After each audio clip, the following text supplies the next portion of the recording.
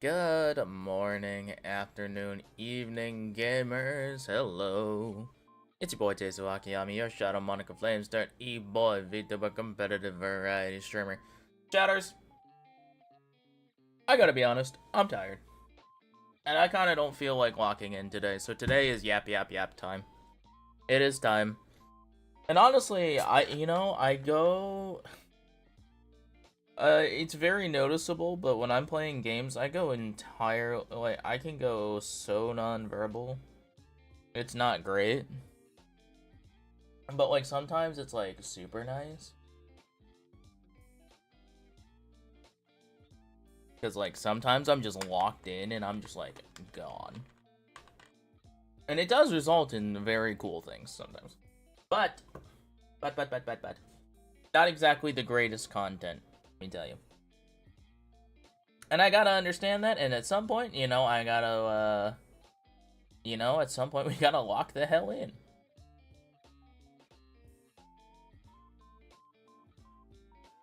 It is totally time to lock the heck in.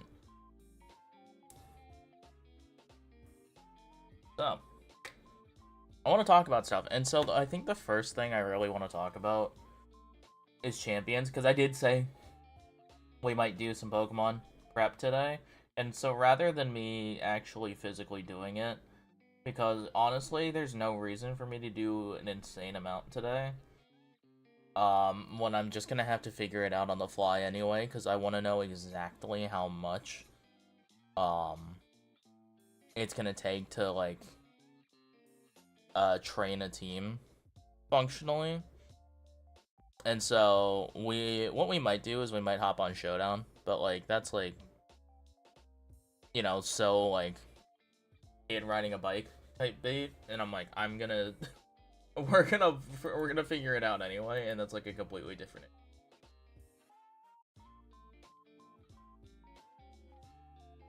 That's a different one.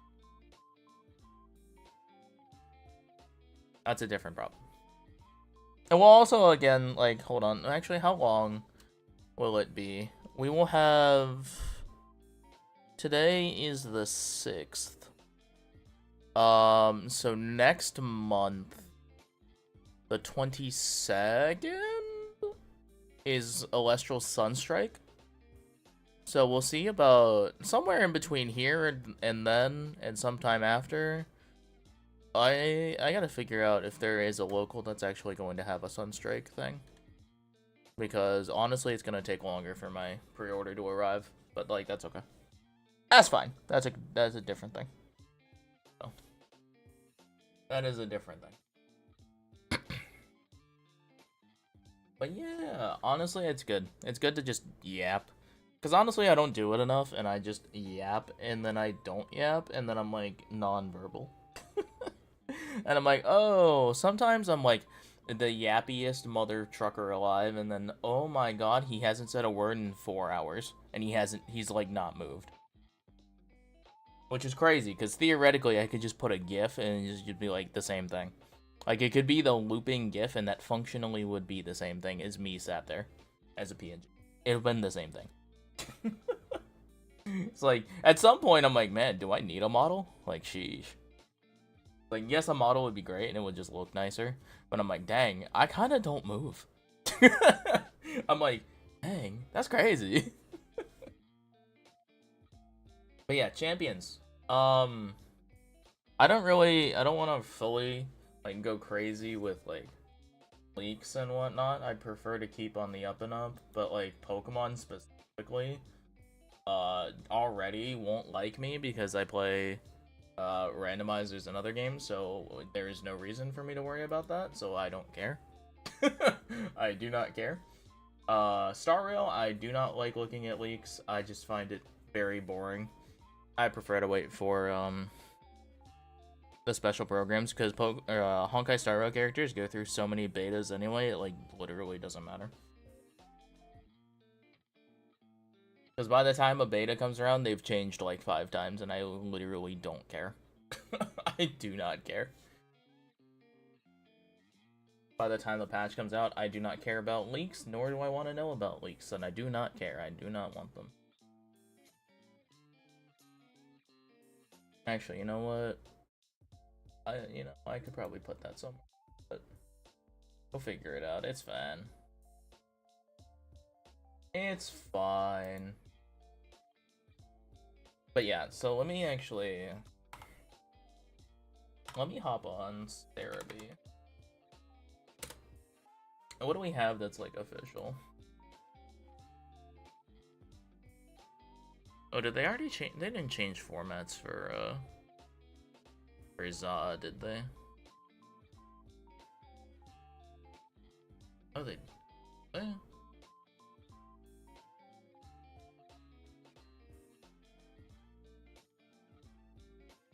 Oh, they did. It changed what's today? The 6th? It changed last Thursday.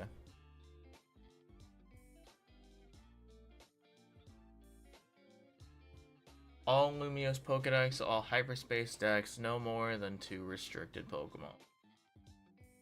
Ugh, cringe. Oh, that's weird.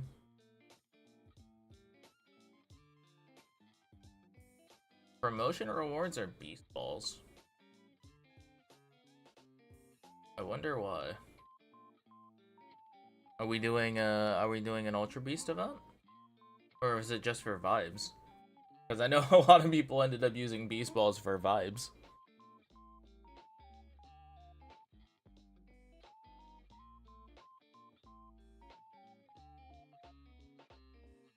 Oh, Latios and that restricted list?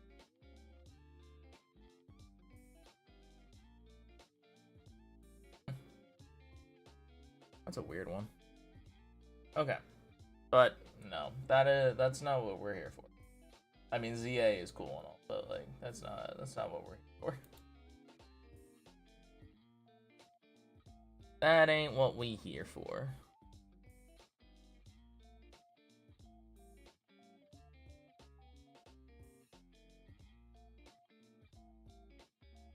Starter pack. In addition to the free download of champions, there is a special champions plus starter pack that can be purchased. This starter pack, certified random grammar spelling error. Comes with a couple of unique perks. First, the box space. Ooh. Increase from 30 to. That's yikes. Yikes.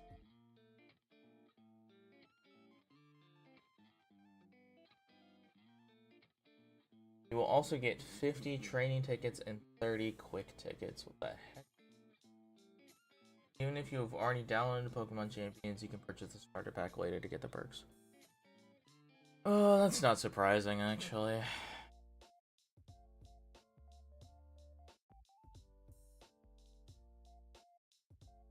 And we don't know what the membership is gonna. We actually don't know what this is gonna cost. I think we do know what the starter pack is. I think I could probably open my Switch right now. We can go look. Which we might.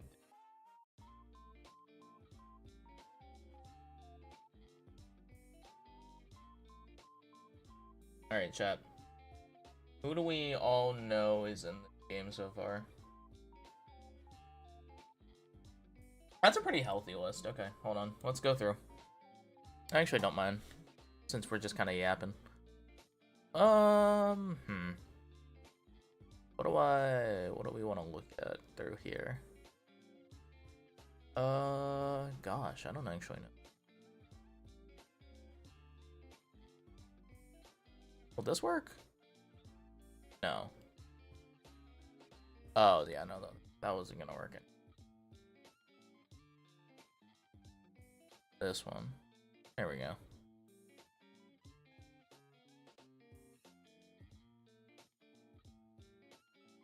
Hang on, chat. I'll make it bigger, don't worry. I swear, this normally doesn't happen. Except it happens all the time. Oh, chat, give me 1 second.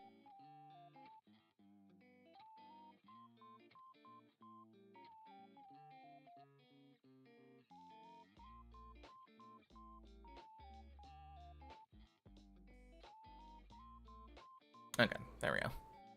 Aha! There we go. The screen is large.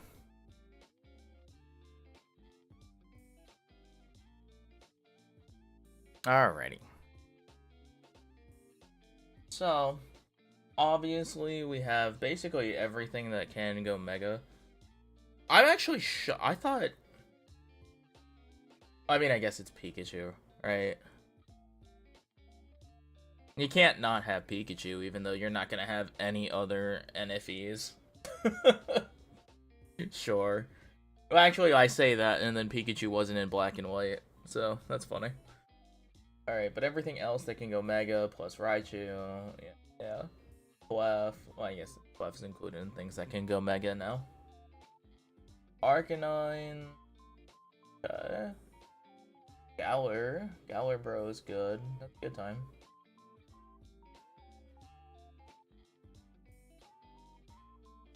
Ditto, Evolutions, Lax, like Johtos.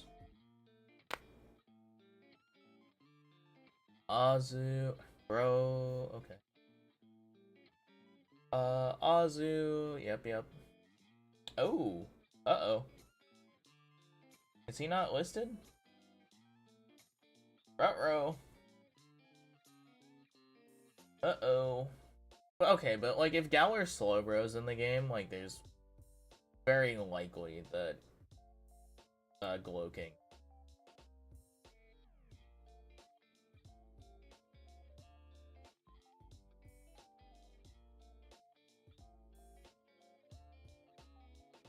These are just the ones that we know about from other things.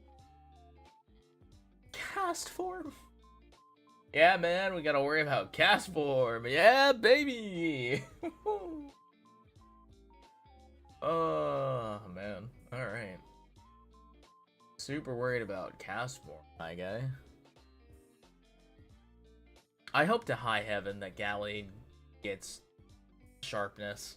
Please let that be a real change. Please let that thing happen. It might not, but God, would it be cool. God, would it be cool.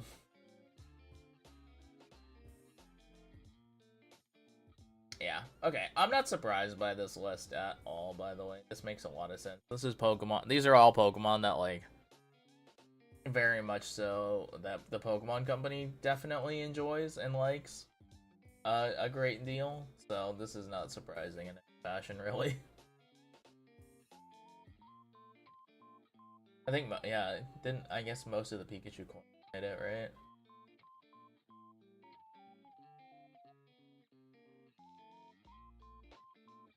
Ooh. Noted, no +1 mining so far. That's funny. Especially when it's a doubles heavy game, too. Gasp! They didn't show off the world champion Pachirisu. This is criminal. Which is crazy, because this is the first metagame back with Megas, and what, was it the first or the second metagame that, Sejun won Worlds with Pachi in a Mega format?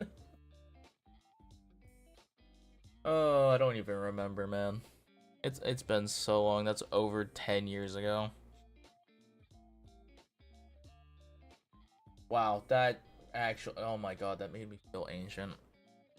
Someone call it home. I gotta go. Pack me up. That's over.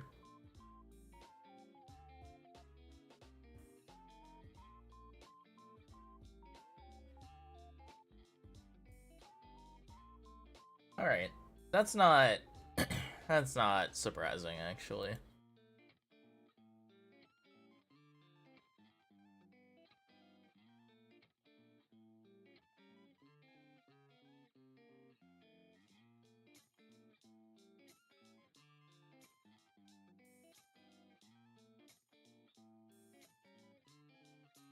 Oh my god, it's the farm upstate.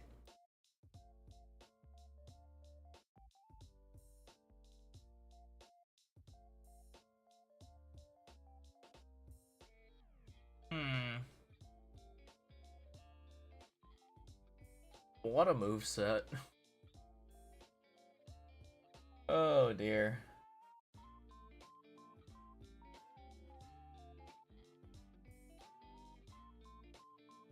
But yeah, I think if you put something in this, you just...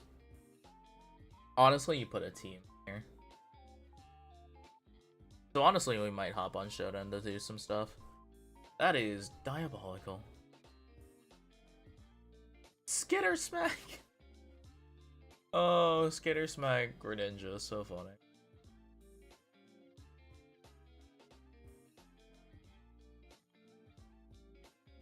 I do like this. I do like that it's a slider for a lot of these things. These are really nice. It's gonna be a lot more approachable to a lot of people.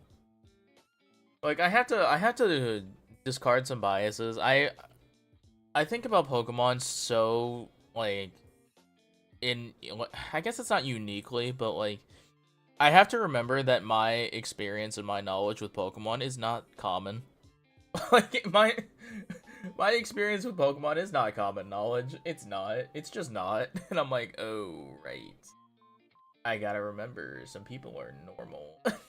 I gotta remember people think about this game in a normal way.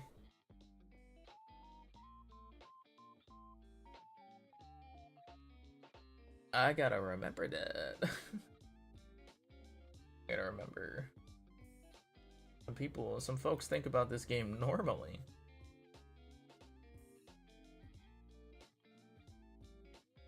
Frostlass. I'm very excited about Frostlass. I gotta be honest with you, chat. I'm very excited. I think Frostlass is going to be very strong.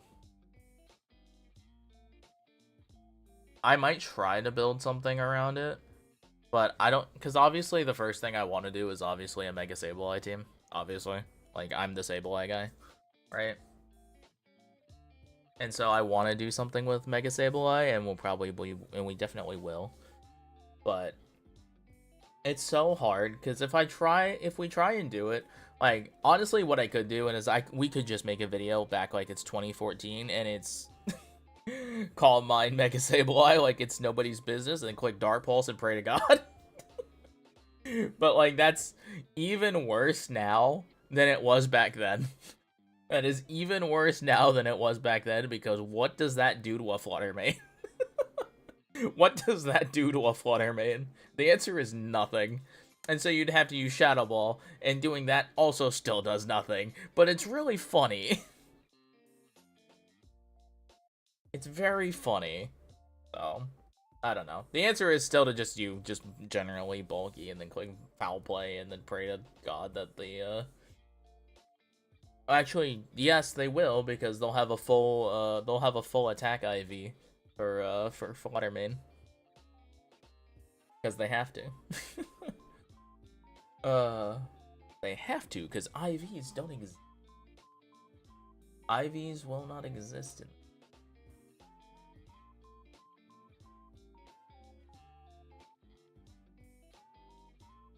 I'm glad to see the customization still kind of looks kind of hype. I'm kind of about it. Kind of a vibe. It's probably going to cost money, but like, you know what? If that's what I'm spending money on, I'm kind of okay. I play gacha games, for God's sakes. Like, who cares?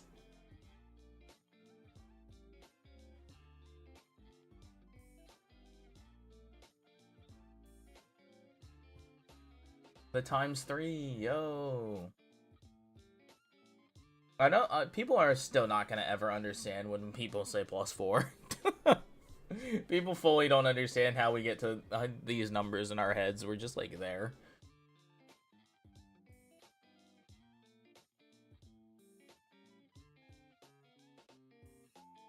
Dragonite's multi-scale.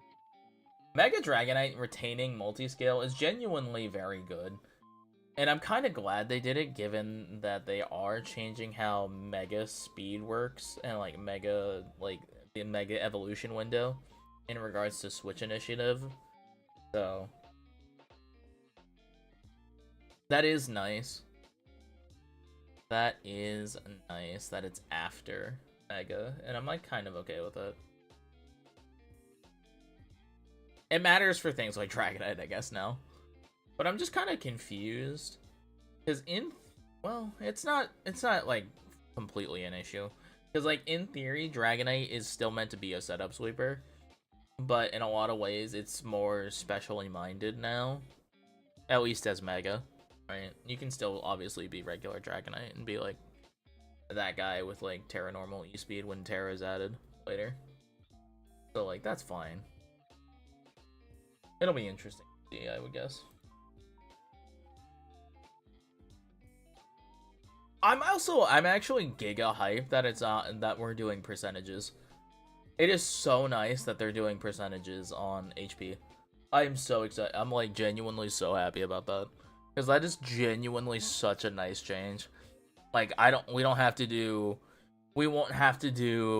the stupid like measuring tape on someone's HP bar to see how much damage they've taken.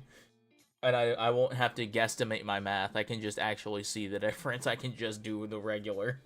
I can just do number minus number. I don't have to do mental math.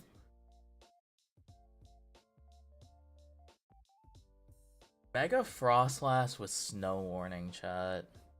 I know a lot of people are just gonna be like, oh, that's kind of normal. And I'm like, yes, it is. But we say this, and every other Blizzard spam Snow Warning mon has been kind of mediocre at best. The strongest one to date, if I'm not mistaken, is Alolan Ninetales, who, if I recall correctly, barely has a special attack stat above 100, if not almost exactly 100, but I'm pretty sure it's lower. Off the top of my head, I do believe it's lower.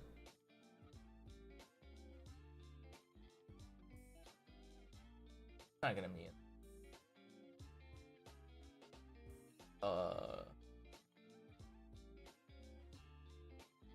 Yeah, 81. I'm like, don't think so.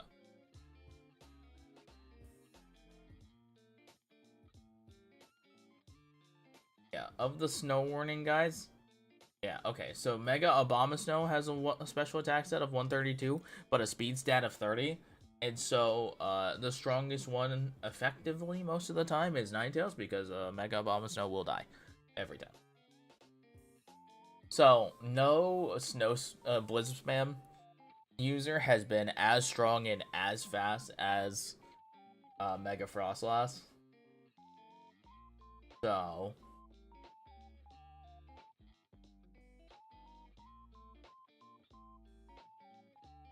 that's going to be fun.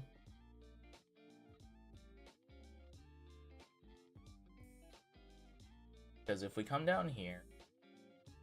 yeah.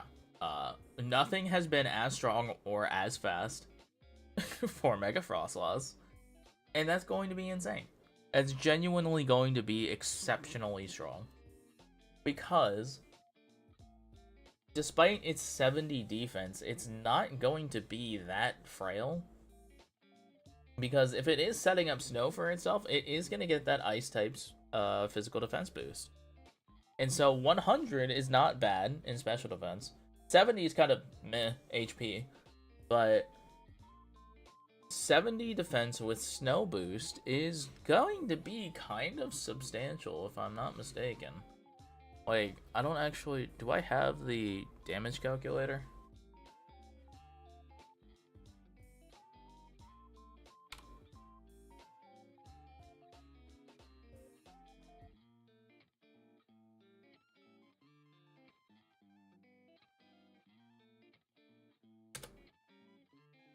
I do, but for whatever reason it doesn't remember.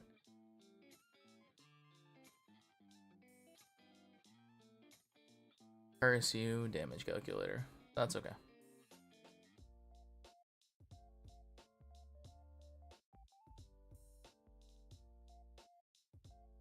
Okay. I forgot I made so many random layouts for nonsense.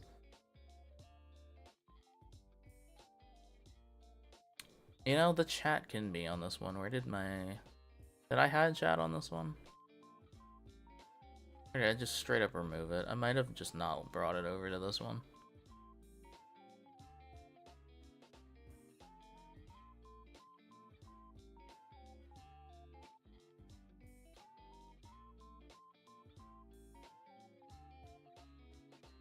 There we go. Well, we can put that there. I don't know where chat went.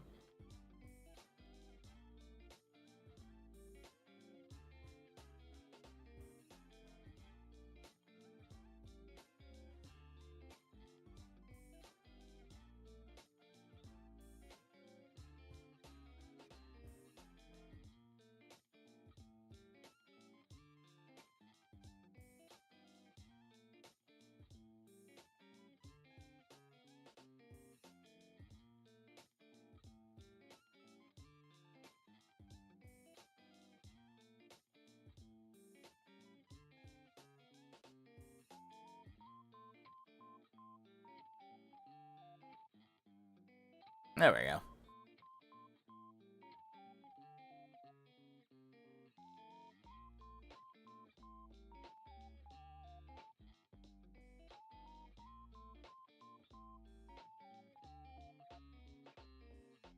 And then...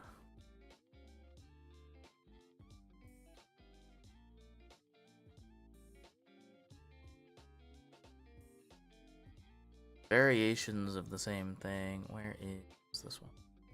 This can be over here as well. But that's okay, because none of them are particularly relevant. That's okay. Okay, so can I do... Does it know already? Yes, it does. Okay, cool.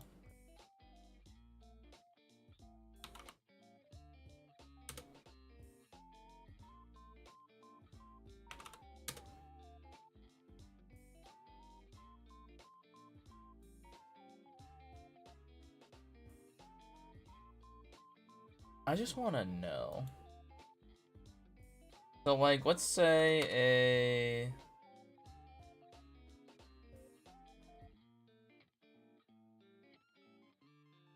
I want to see.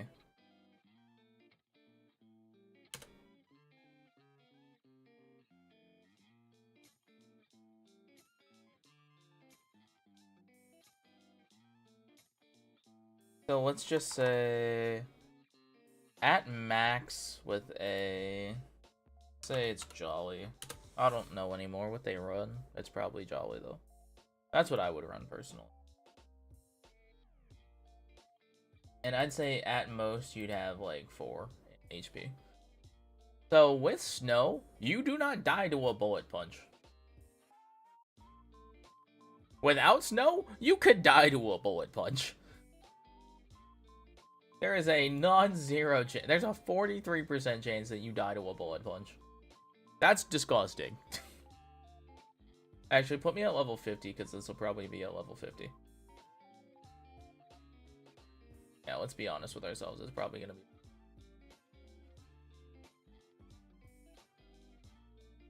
yeah.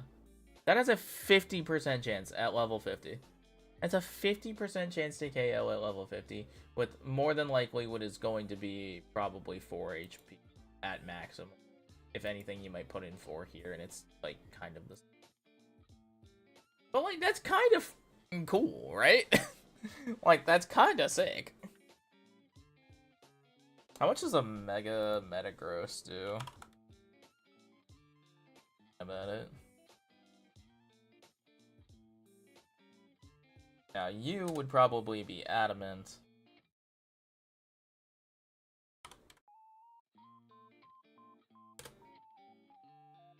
Yeah, 55 to 66% with uninvested. But obviously, it would be invested because, you know, it's a Mega Metagross. So 66 to 78%. It's roughly the same. Yeah, roughly the same roll, kind of, sort of. Actually, it's a bit more in, this is definitely more in favor. But, like, that's still kind of sick, though.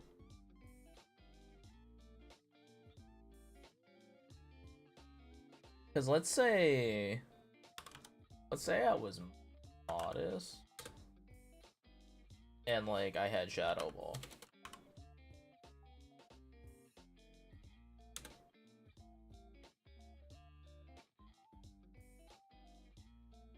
Like, in Snow, that's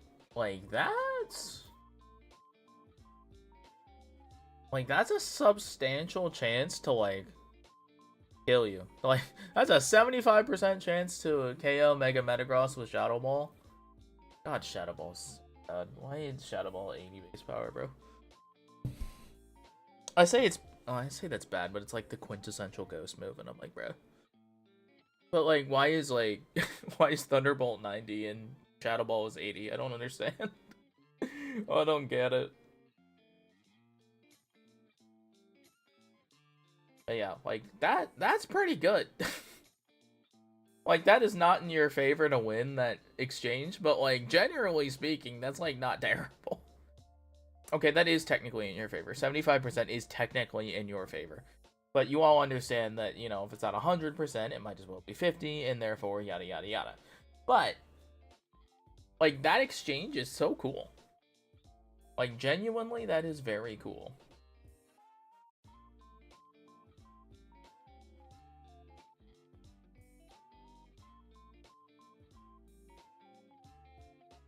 I'm, like, super excited about that one.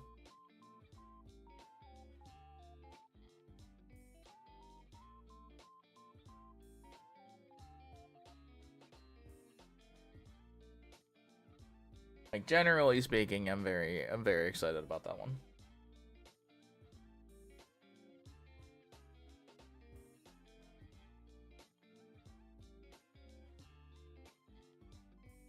Household, no.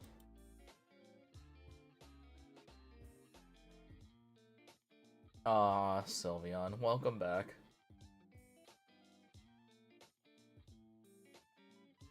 I will say the UI looks very slick. I'm kind of a fan. Oh, it actually has... Oh my god, thank you. I didn't, I didn't actually look and check and see if this processed or not in my brain. It actually notifies what's mega and what's fainted. Oh, that's so... Because if after, in previous formats and other things that had megas and whatnot, if you didn't remember, you would just forgot. Right? Like, that's just, it happens. Oh, dude, Mega Chestnut. That thing is so strong. I genuinely think that thing can do crazy work. Like, that can genuinely do crazy things.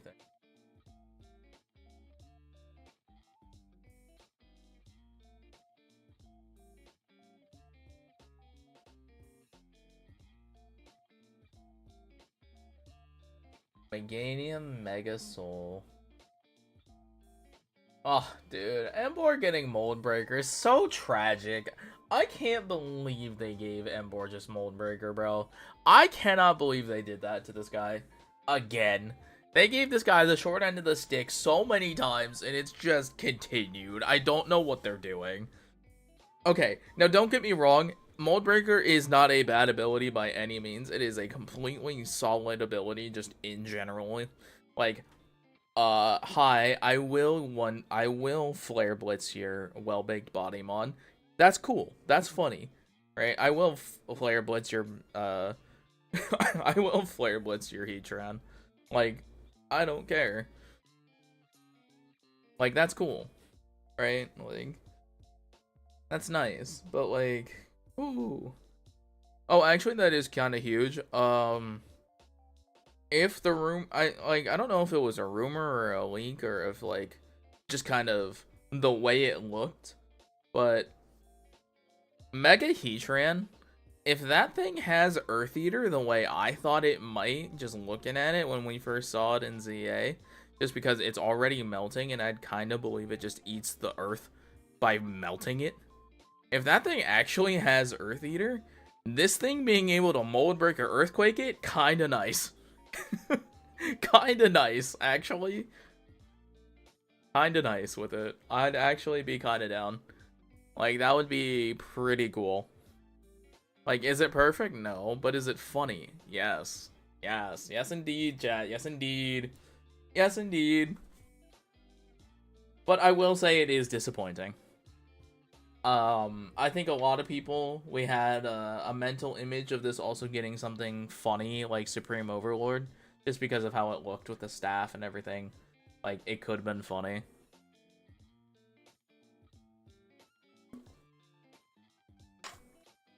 But Mold Breaker is a completely fine ability. It's just disappointing to see this thing didn't get anything special. Like, it could have been Mold Breaker plus something else, to be honest with you. Like, so many things have abilities that are just like 6 abilities in one, or 2 abilities, or 4. It's like stupid. Like, it could have had something else too. Like, what would have been the harm?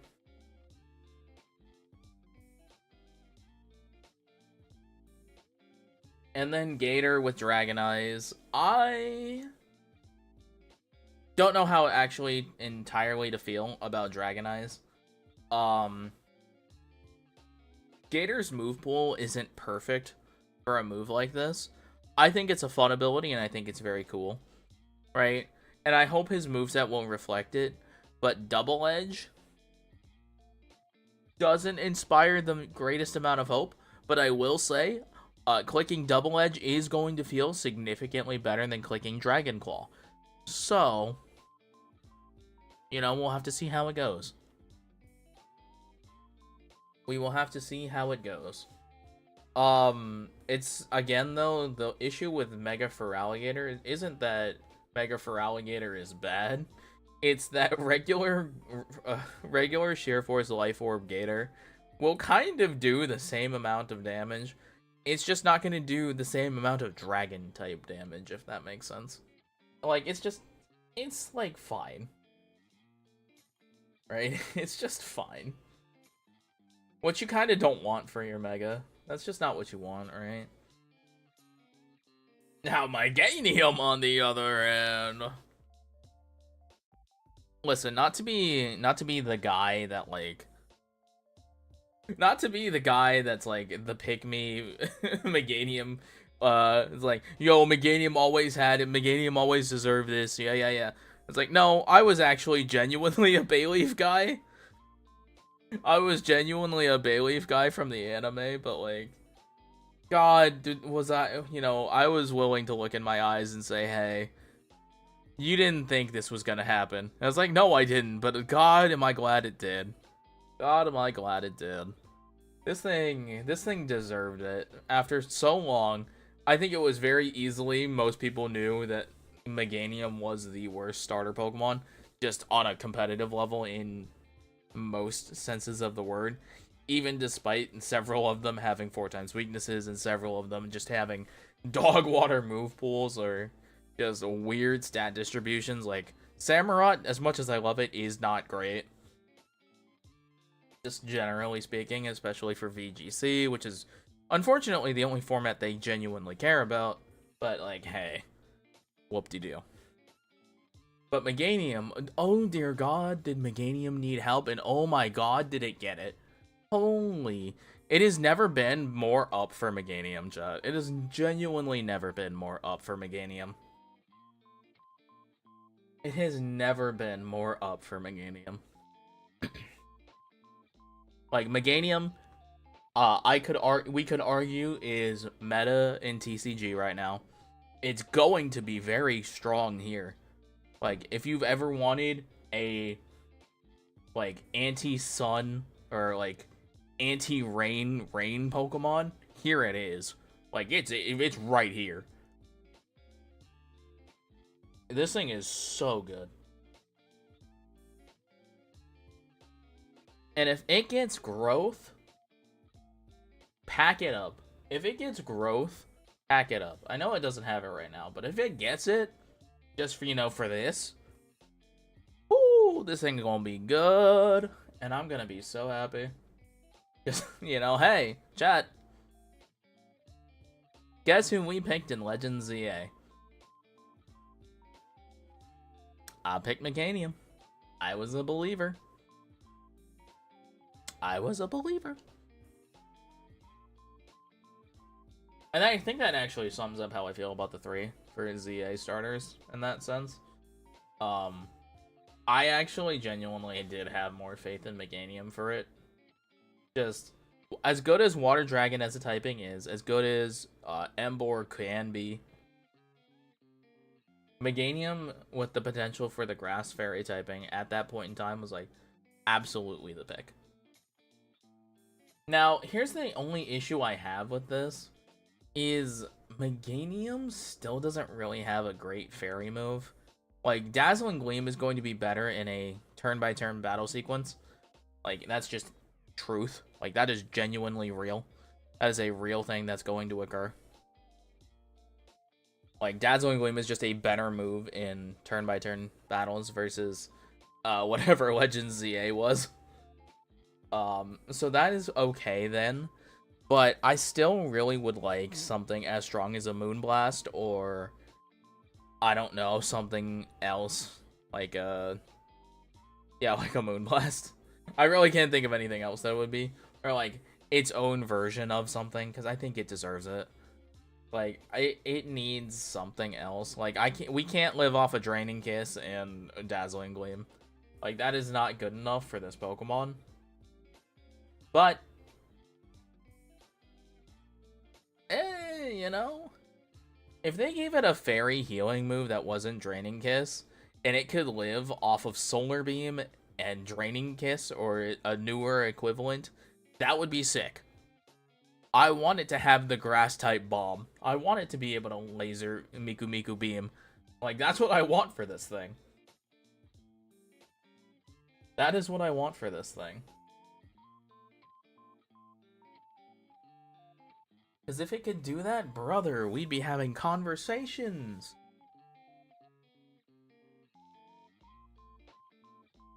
Is this like a battle pass? Like, that doesn't surprise me, but like... Is that what this is? Okay. This is like the recruitment thing, I would imagine.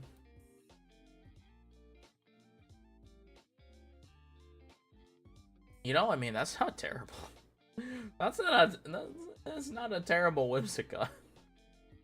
I don't know. We might have to try just doing things where we might just recruit Mons and see what we do for like a video. I did put up a poll chat on Twitter. If you all want to go talk about like what we're going to do in Champions, I did post about it. Like, do people want team building tips? Do people want just pure battle vibes? Do people want both? Do people want build a team then battle? Right? Or if people want me to use like specific mons and then try and do stuff with that, or challenges like monotypes or stuff like that. I did put that out into the world.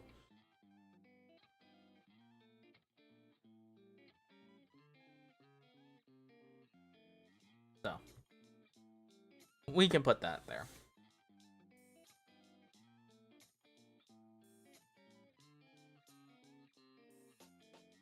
I'm so, like, I want this to do so well, and I'm just concerned because of the...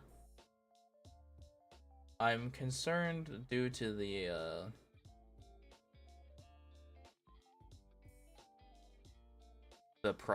pricing and payment options.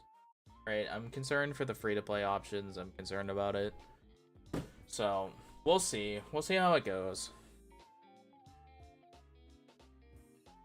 But like, it has the opportunity to be incredible, but it also has the opportunity to suck.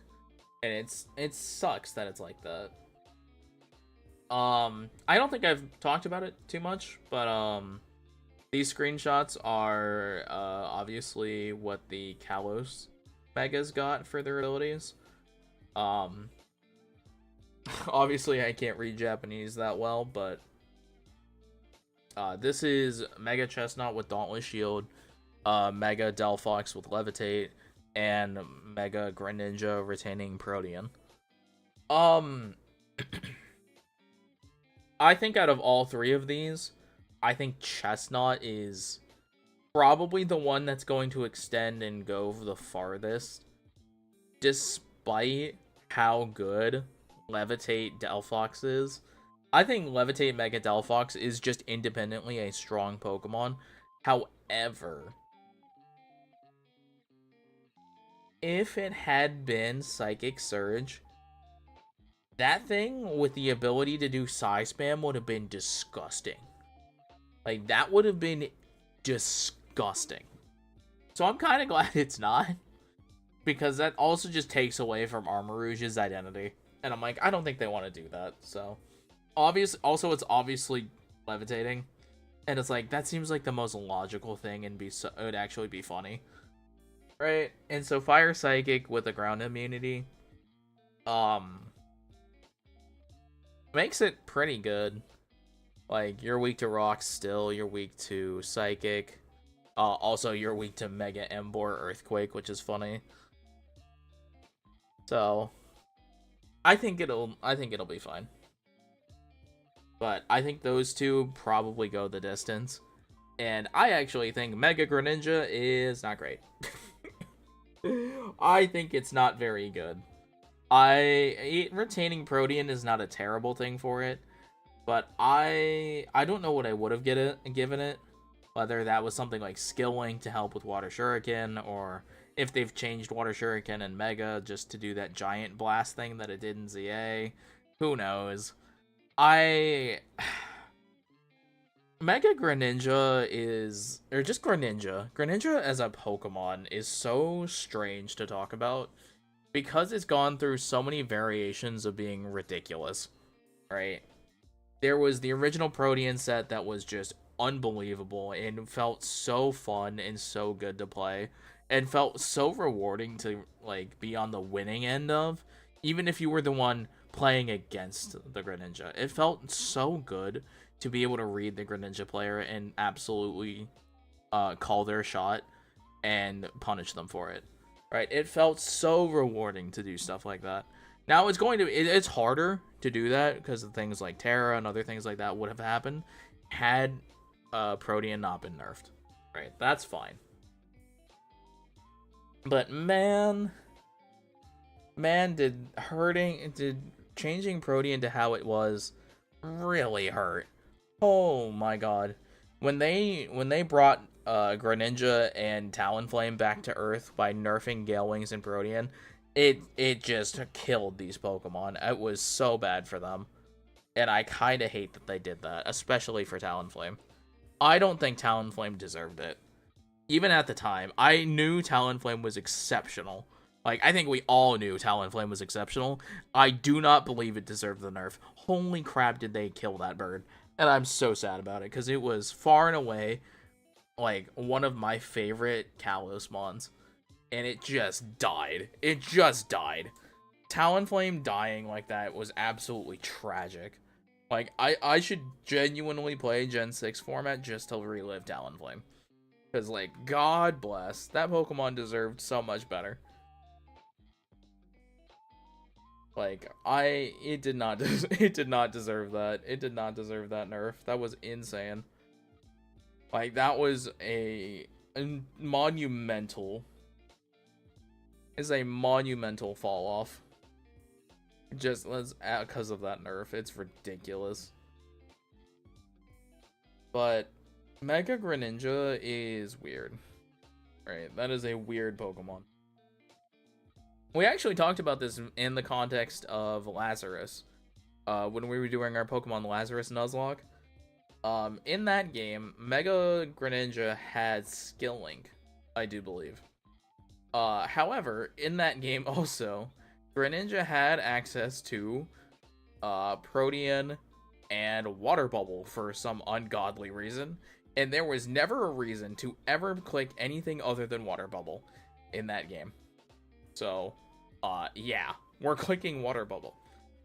But, like, Greninja does not need Water Bubble. Holy cannoli. If it had Water Bubble, I think it might actually be better than Urshifu.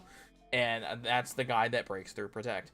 Speaking of Protect, if we are going to talk about Pokemon, Piercing Drill supposedly exists. And if that's going to be real, there is a non-zero chance that Urshifu actually takes a nerf, kind of like Zacian and Zamazenta. There is a non-zero chance that that boy takes a nerf to have Unseen Fist match Piercing Drill. Because they are kind of the same thing. And so, if they don't, then Urshifu is just the favorite. But if they do, I wonder if that changes things for Urshifu. Because independently speaking, right, Surging Strikes and Wicked Blow are genuinely powerful moves, and them always critting will independently make them very good, regardless of whether or not Unseen Fist is nerfed or not. So, We'll see. We will see.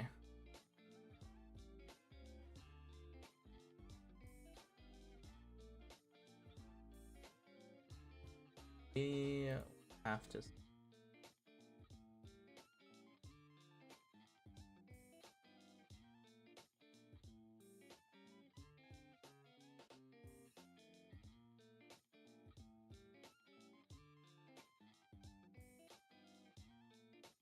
Ah, these two. What a time. Angus gone. What a time it'll be.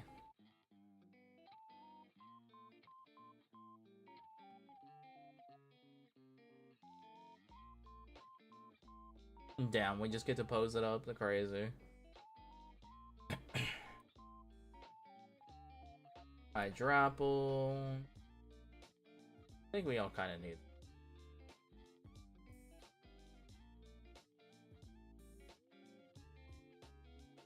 Oh, poor Hydreigon. If Hydreigon got to exist for like 2 generations without Fairy, like if Hydreigon was Garchomp instead, if like Hydreigon and Garchomp swap places, holy. I wonder how people would feel. I wonder how people would feel.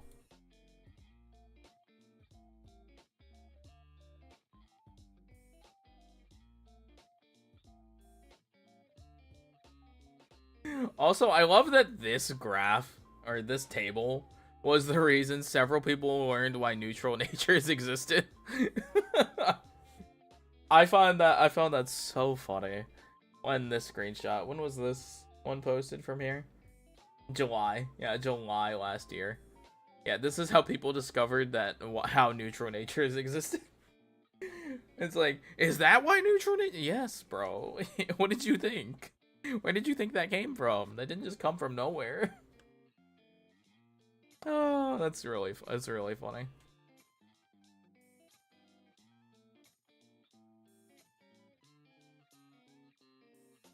Now, if you had asked me to name what all of these were supposed to be, I couldn't tell you.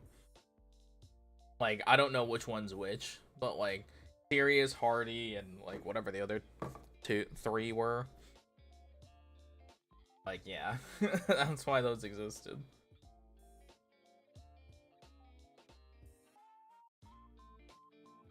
That is why those. It's very funny. Chat.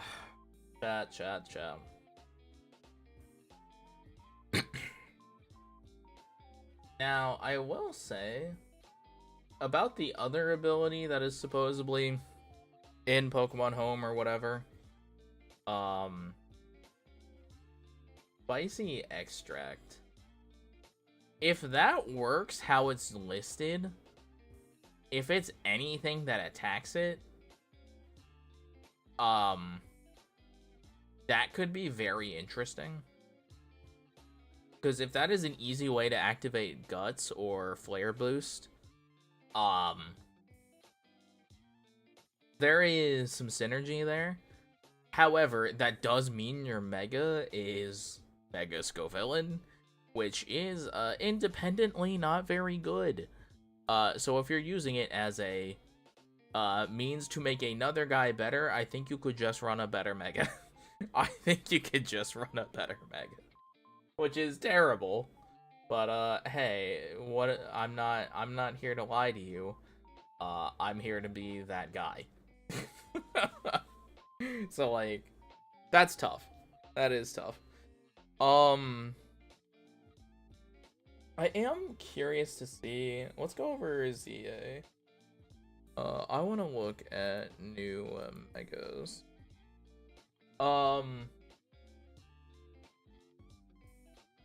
What do I think the others are going to get? This guy has such a focus on punching and other things. If it doesn't have Iron Fist or something regarding physical attack, I will be floored. If not, I have no idea. I have a strange feeling this guy's keeping Lightning Rod. If this doesn't have Serene Grace or Magic Guard, I think it'll be a worse Pokemon. I genuinely think it should retain Magic Guard. Otherwise, Clefable is just kind of a worse Togekiss. I think that's just the case. Mega Victory Bell has Corrosion written all over it and inside it. Like, that's just...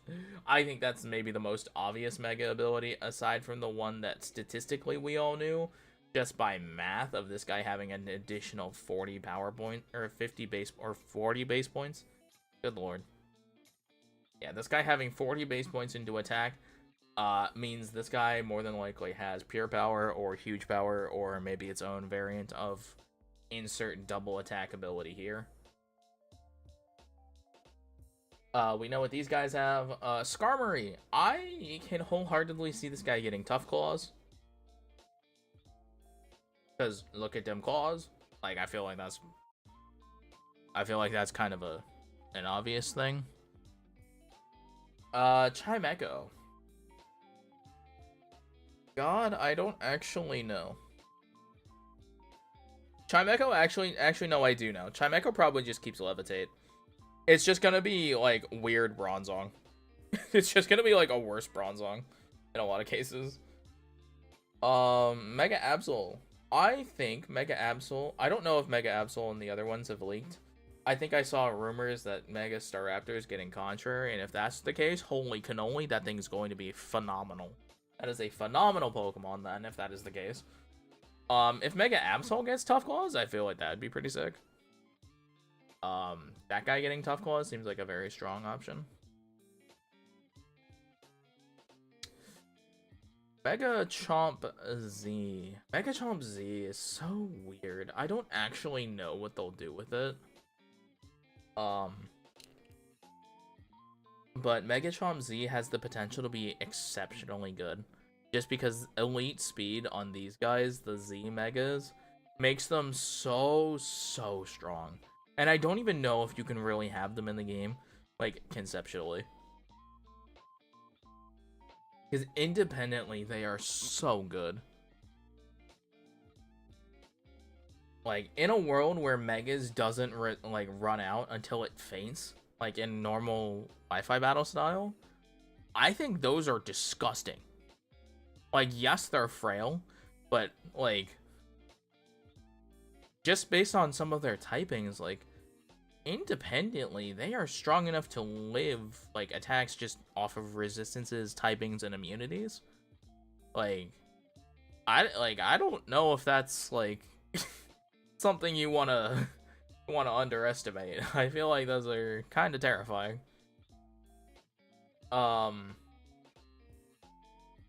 Yeah. Mega Frostlass, we talked about Snow Warning already. Mega Heatran, we did discuss if we are correct that just, you know, off its design does have Earth Eater. That thing is horrifying. Just straight up 130 defense, specially and physically. With base 70 HP. Just, well, wait, hold on. Oh, 120 and 141. Sorry, my bad. Oh wait, no, that's that's not 120 attack. It's 106 and 141. Okay, regardless, still scary. 91 HP is significantly better, by the way, than 70. Horrifying, especially for doubles. Scarymon. Mega Darkrai. Mega Darkrai probably never gonna be legal in doubles unless they make Mythicals legal, which they very rarely, if not ever, have done. Did they do it once? I think they did it once and, like, nothing happened. Yeah, we have Mold Breaker. We already know that. I have no idea if Scolopede's one's changed. But this thing, oh dear God, why did you get slower? That was your whole thing. Like, I love Mega Scolipede because it's just cool and I like Scolipede. But losing speed and losing speed boost, not good. So, it's gonna need something. Scrafty, I gotta be honest, this thing needs Intimidate still. Like, if it gets to double Intimidate, that would be fantastic.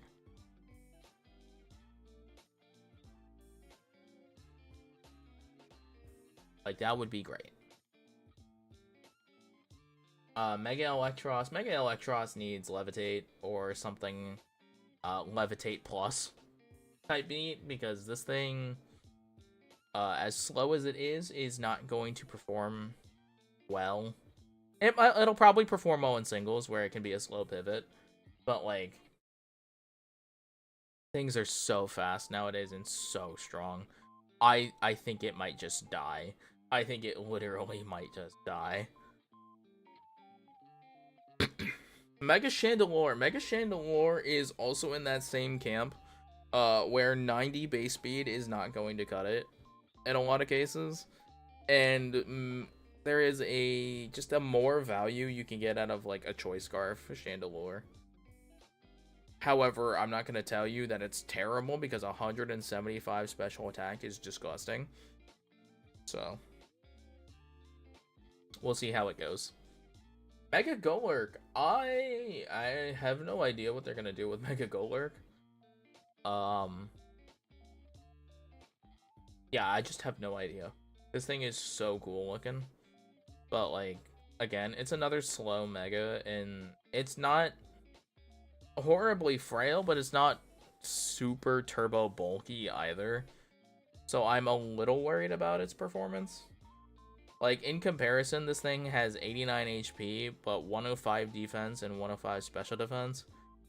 And Mega Chestnut has 88 HP, but 172 defense and 115 special defense. Which is significantly better. Like, that is killer. Also, we know it has Dauntless Shield too. So, like, oh, ayo, crazy work.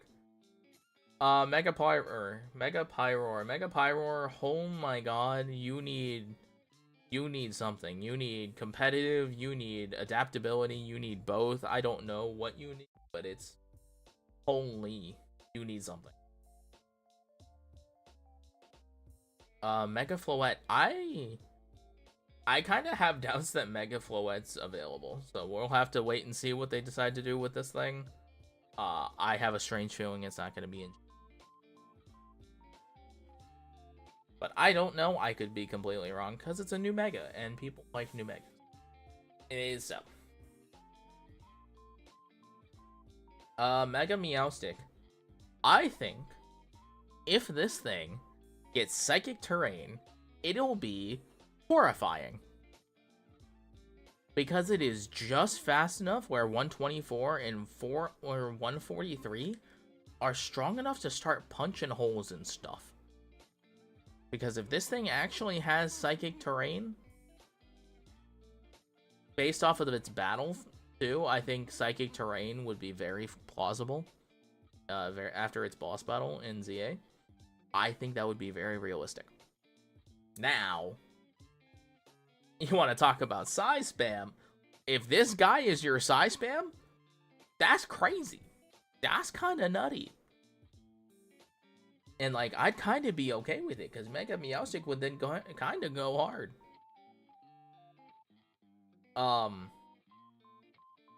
Another question, actually. Funny thing, though. Because both of the Meowstics can Mega, would you actually just pick the male one to go Prankster for a little bit? You go Prankster, set up light screen, and then Mega? You just set up, like, a reflector, a light screen beforehand, and then click Mega size spam? Because that'd be kind of nuts. Also, they'd probably taunt or, like, KO your Meowstic, but, like, you know. You can train for that. Our friend, oh my god, our friend Mega Malamar. I cannot believe they spent so much, like, resources and materials on Mega Malamar. I cannot believe they spent that much time. It was like 2 weeks. They spent 2 weeks on, like, Mega Malamar. I don't know what the plan was. I don't know. Because holy crap, that thing is not good. I don't even know if you give this thing back Contrary. I don't even know if that saves it. Like, I legitimately do not know.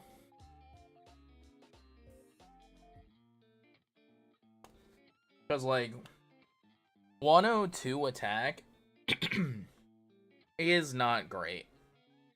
Like, its stats, even if you give it superpower contrary and, like, close combat contrary or anything like that, like, dude, I don't even know. I don't think that's what you want, man. I really don't. I do not believe that's what you want. I really don't. Chatters, I really don't. I don't believe that's what you want, man. I really, really don't. Mega Barbarical. Barbarical is interesting. There's a normal Barbarical card in the TCG that's pretty good right now as a fighting energy accelerator. But I don't know what we're gonna do about this guy.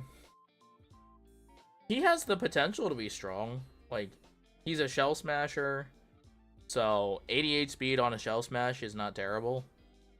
But if he's a mega and a shell smasher, he can't hold a white herb. So, kinda sketchy.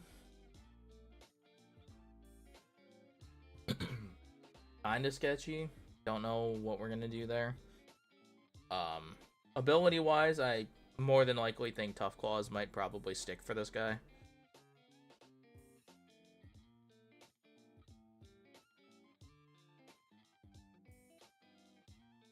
I think that's a very realistic and likely possibility.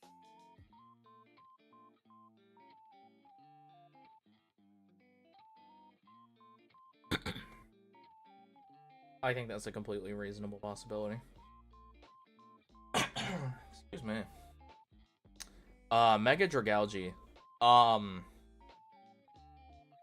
I genuinely hope this thing retains adaptability. But if it gets corrosion, I won't be surprised. But I also wouldn't be surprised if this thing got a unique ability because of, like, its design for, like, something hypnotic or something weird like that. Like, I would not be surprised if this thing got a new ability of some kind. I think it is... I don't think it's positioned poorly, but I don't think it's positioned well, if that makes sense. It's 65 HP kind of kills it super badly. 105 and 163 aren't terrible defensive stats. Bro, what is happening? How do we still get server drops? That's so annoying. Ugh, dude. Whatever. Like, actually, whatever. Okay, but, like, actually, though, Mega Lucha is genuinely exceptional. 118 speed, I think, is actually what it retained naturally, so it just got bulkier and stronger. Which is kind of fine. But Mega Lucha just is good. I don't know how else to put it. It is just a good Pokemon.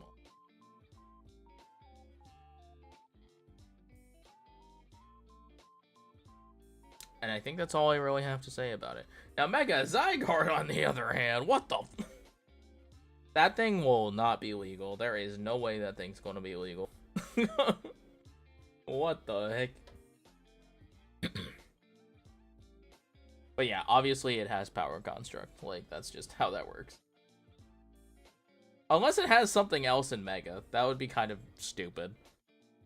Can you imagine that thing got something outside of Power Construct? Mega Crabominable. Mega Crabominable. Or Crabominable. I don't know what they'll do with this guy. I think Tough Claws is something they'll do. Iron Fist or something else. Like, look at it. Like, what else is it gonna do? Now, Mega Golisopod. I don't know what they'll do with Golisopod, but Golisopod has a lot of potential. Bug Steel is a phenomenal typing. Like, obviously, Mega Scizor, or Scizor in general, has just shown that, and I think Mega Golisopod is positioned to be pretty good in those shoes. I think it's a position pretty good. It is. Is it slower than Mega Scizor? I think it is. I think Scizor is 50 or 60 speed. Am I crazy? Am I on one?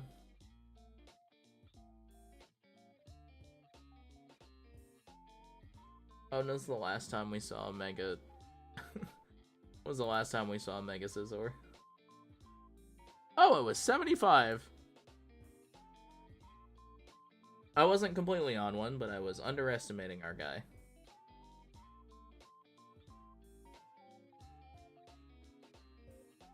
Oh, then. Right.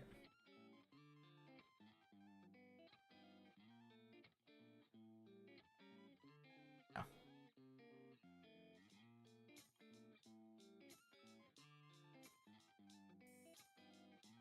Now, I don't know what Drampa needs, but it needs... It's gonna need a solid ability. Just because, man, they liked making a lot of these slow megas, and it's kind of tough. But I have to remember slow megas have done well before. Like, there are things that just make them okay.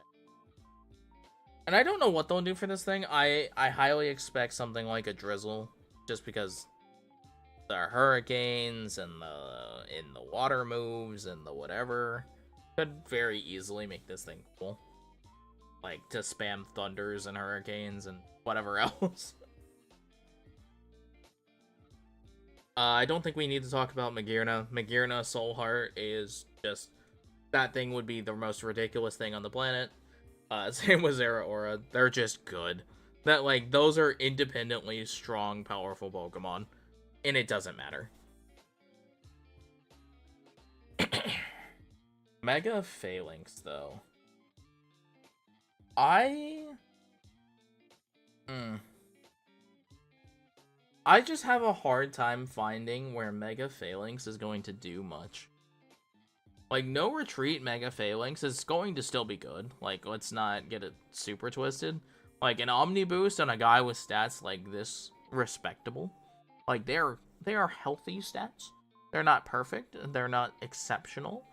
But 135 is pretty good, and base 100 speed is at least the bare minimum of where you want to be. And I would say it's better positioned than Mega Scovillain. So, hey. Hey, it'll do. Mega Glamora. I think Mega Glamora is not very good. Now, I will be happily proven wrong. 101 speed is, in fact, better than 100 speed, which is actually where a fair number of Megas sit. At least the old ones. A lot of the old Megas sit at around 100. A good chunk of the new ones don't, but that's okay. That's a different problem.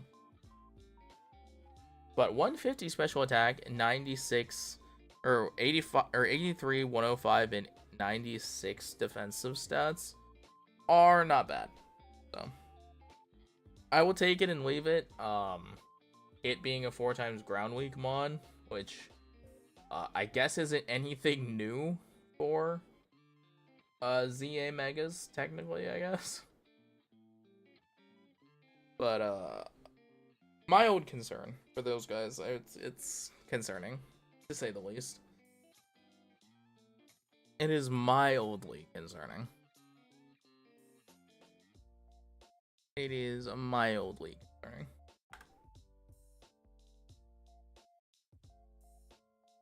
Now, chat, I know I said it, because I said I would talk about it, and I kind of still obviously want to, because I think about this game a lot.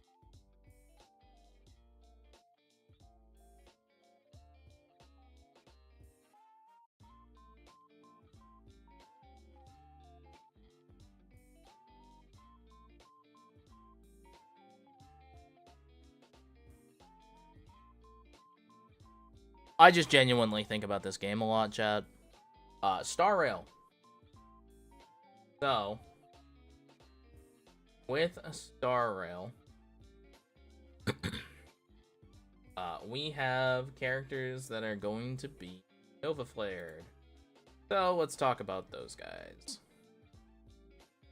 First up, let's talk about the one that no one thinks deserves it, but I think... well, I guess they don't deserve it, but like it makes sense that they're getting one.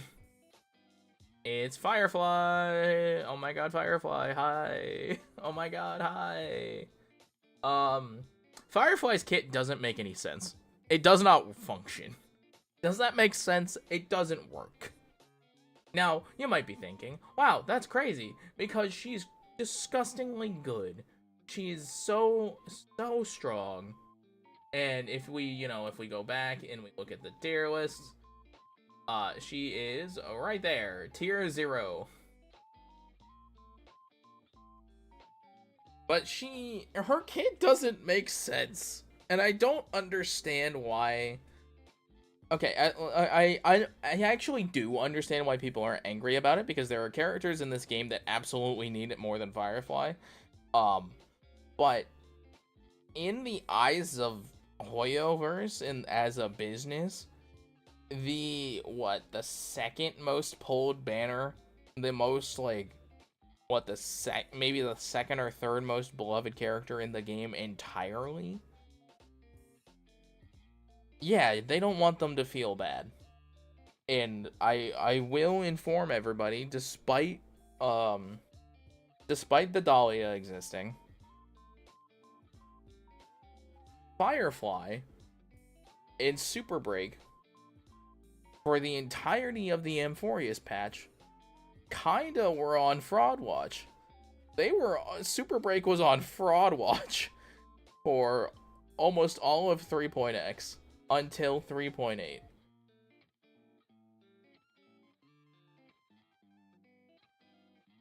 Until the Dahlia, they were on Fraud Watch. Because, holy crap. Like, Super Break fell off hard. Now, mind you, I was still clearing things with Super Break. But, like, I have a E2S1 Firefly. That's not normal. That is not normal. I know this. That's not normal. But there are things in this kit that just don't make sense.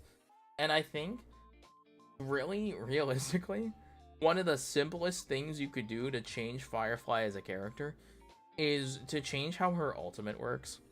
I think if Firefly's kit doesn't get touched except for how her ultimate works, I think we might be completely fine. If Firefly becomes what she is in Currency Wars, where she's always in the Sam state, and the Sam state, like, actually just does damage, and then what the alt does is her Currency Wars attack and just resets, like, a timer on her uptime, like, that, I think that's perfect. I legitimately think that's perfect. But, like, some of this stuff needs to be saved. Like, I don't know what you do, I don't know what you need to move, and maybe you change Sam's extra turn. I have no idea what you do, character. But where some of the issues just don't make sense is like where you have her ult. The fact that her ult just ends and you're praying to God you have enough energy to get back in Sam form immediately after is so bad. It's like genuinely so bad. And the fact that she doesn't function in the same way that, like, Aglaya's ultimate uptime works, where you can just refresh, a timer in that sense, would be so much healthier for the game, I would say. But, like, I think people are still just mad. Like, people aren't gonna fully understand this one until it hits. Like, if that's the case, if that's what they do for Firefly, I think we will all be better off.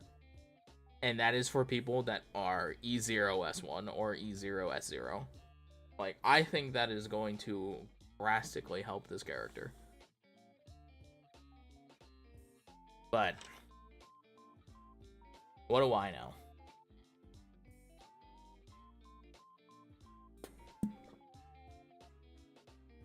What do I know?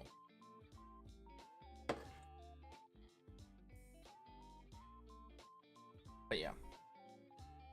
Firefly. We are going to have to see what happens. And I'm very curious. Because Sam and Firefly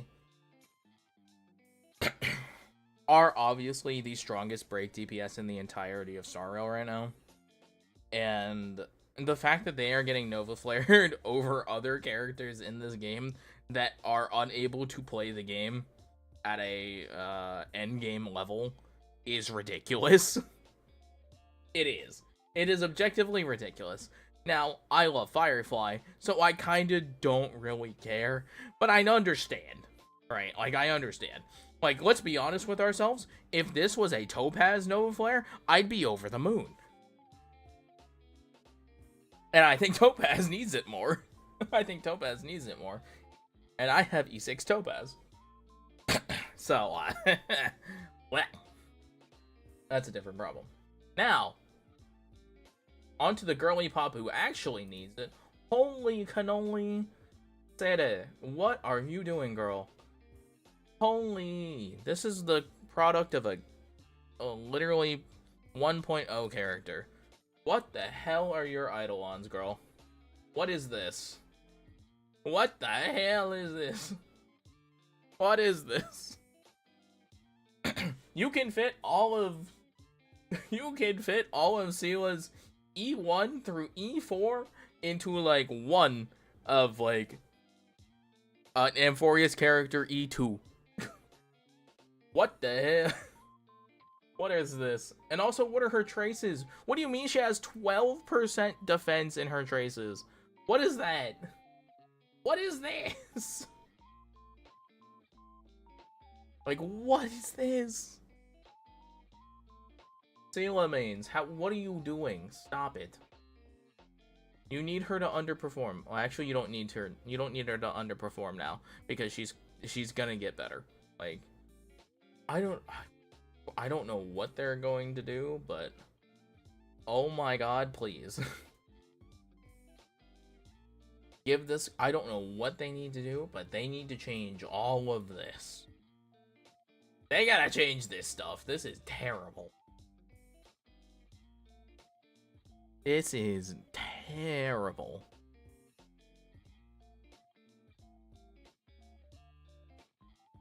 I think it's been said to death, and I think we all know what's gonna happen.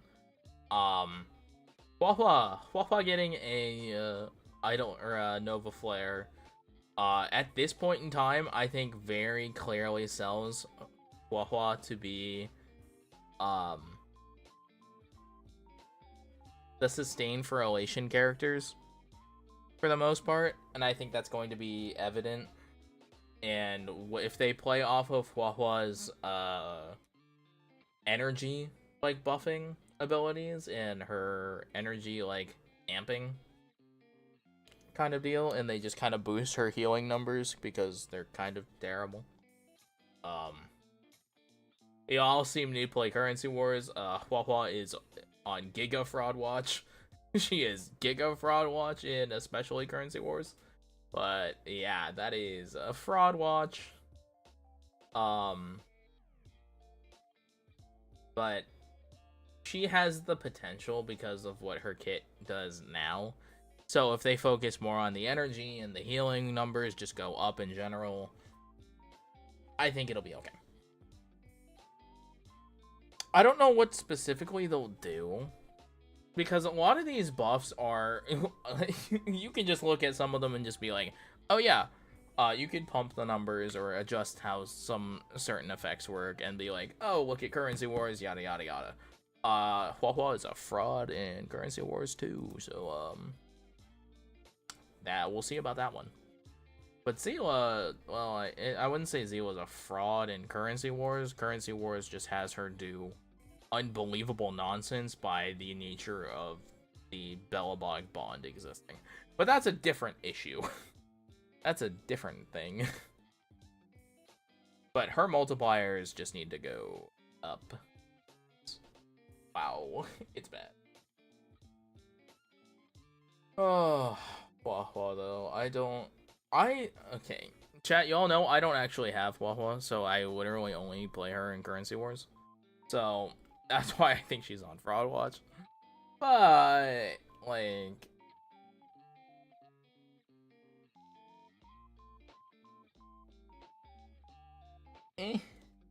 You know, it's kind of okay. Now, of course, the last one to be Nova Flared is Grandpa Welt, Papa Welt.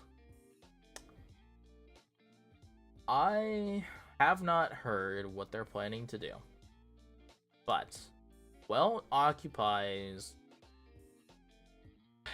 3 primary playstyles as of, you know, current player standing. There are 3 versions of Welt that exist. One is main DPS Welt, which is underperforming to say the least. Then there is Welt, the sub DPS and debuffer for characters like Acheron and Ratio. The other folks who need the debuffers. And then there is a sustain Welt, or a pseudo sustain Welt for the psychopaths. And for the psychopaths, I mean for the people who want to be spicy and want to do something different.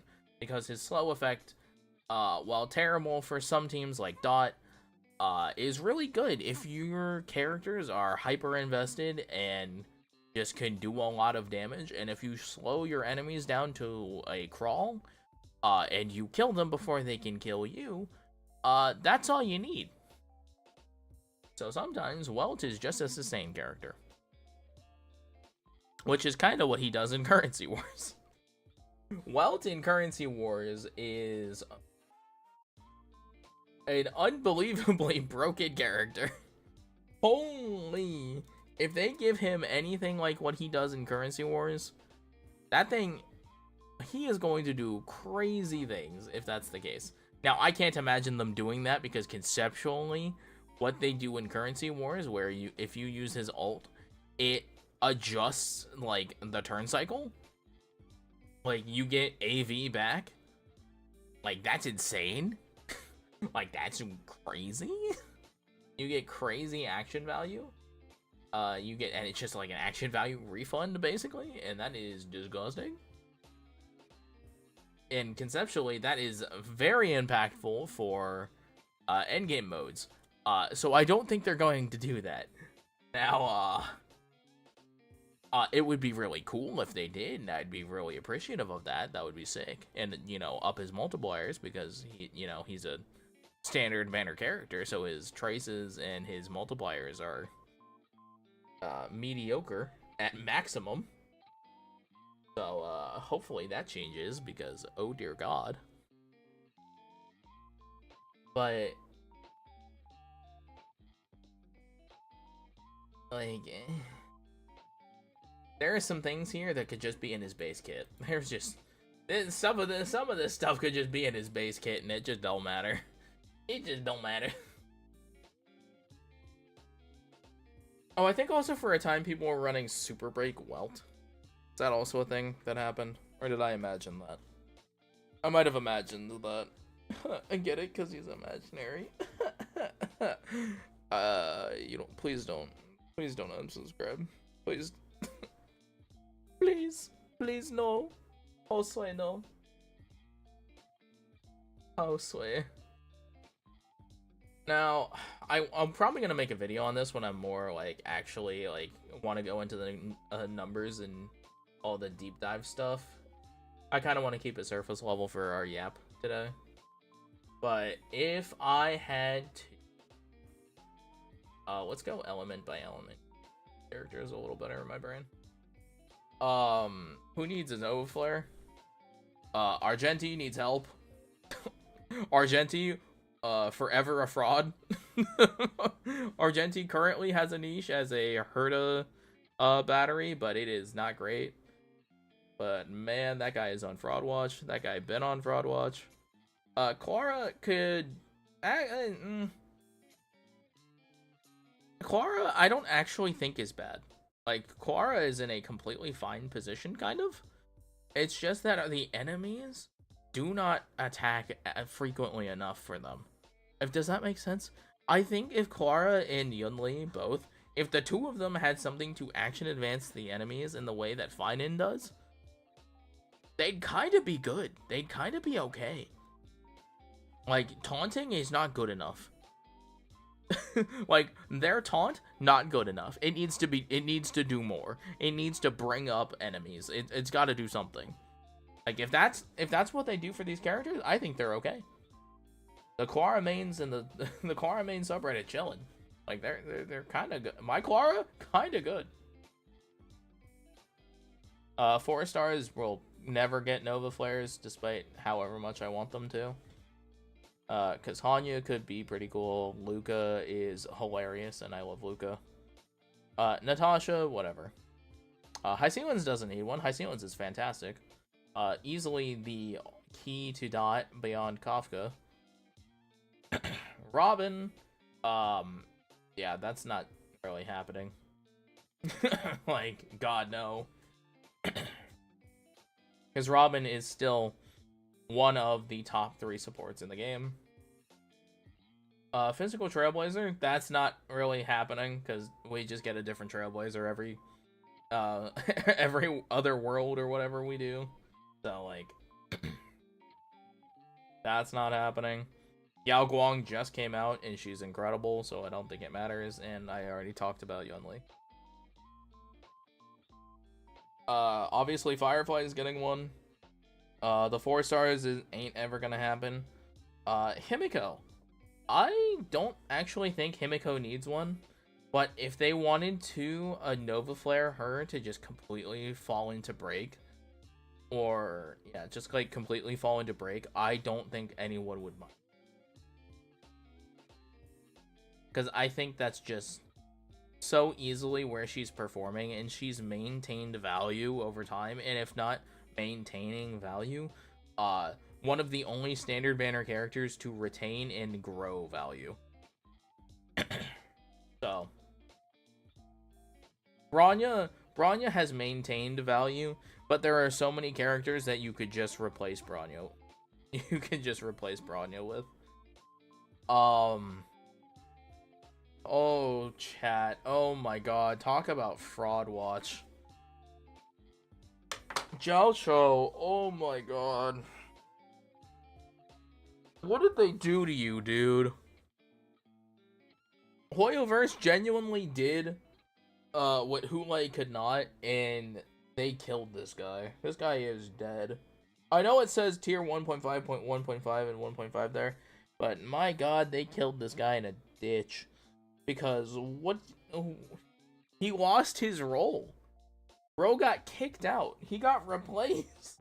He got replaced as the Acheron guy. He got replaced by Silverwolf. He got replaced by OG Silverwolf Nova Flare. Because you just play Silverwolf and Pela. Or you play Silverwolf and, like, Welt or something weird. Like, why would you need this guy? And you know what's funny? I'm pretty sure Gwenifen's debuffs do similar numbers to Jiao Cho. Or Hanya. Was it Hanya's or Jiao Cho's or Gwenifen's? I don't remember. One of them is exceptionally close to Jiao Cho's debuff numbers. If I remember correctly, Jiao Cho is like a 35% defense shred somewhere. Where is that? Is that his ult?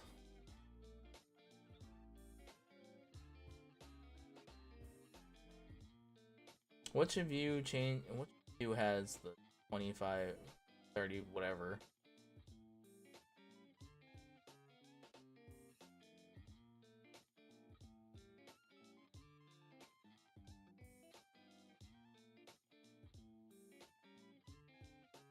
So capped at 5 stacks, so 50, or so 25 plus 15. Oh, it's like, oh, is it like 40? So for 5 stacks. Oh wait, no. Oh no, at 1 stack, so it's 20. So yeah, it's 35. It's 35 increased damage. What the? I think Hanya's is 34. Am I crazy? Where's Hanya? What did she get?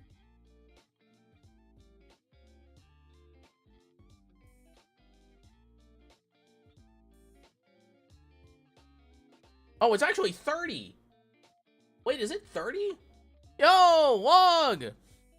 Hello! Hi, Raiders! Hello, hello! Welcome to the Yap Fest. Oh, hi, that's not it. Hi, there we go.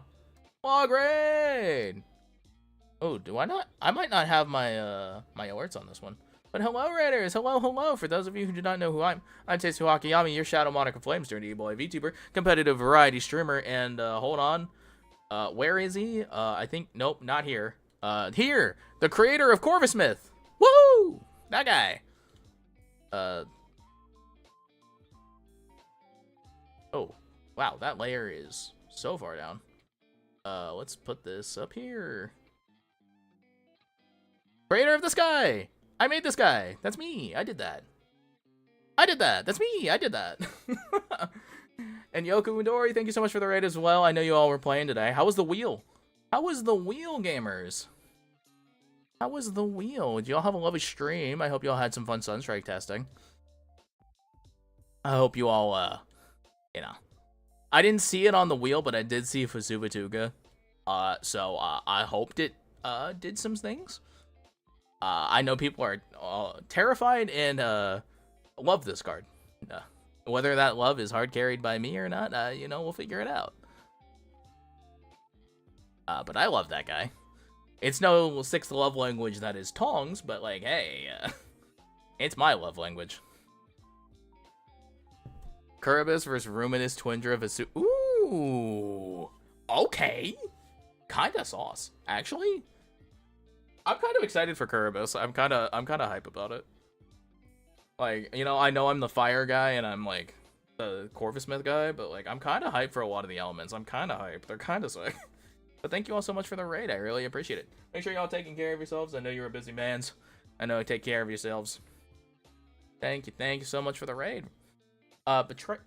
Raiders, we are just kind of yapping today. I was briefly talking about Pokemon Champions earlier, talking about my thoughts on some of those.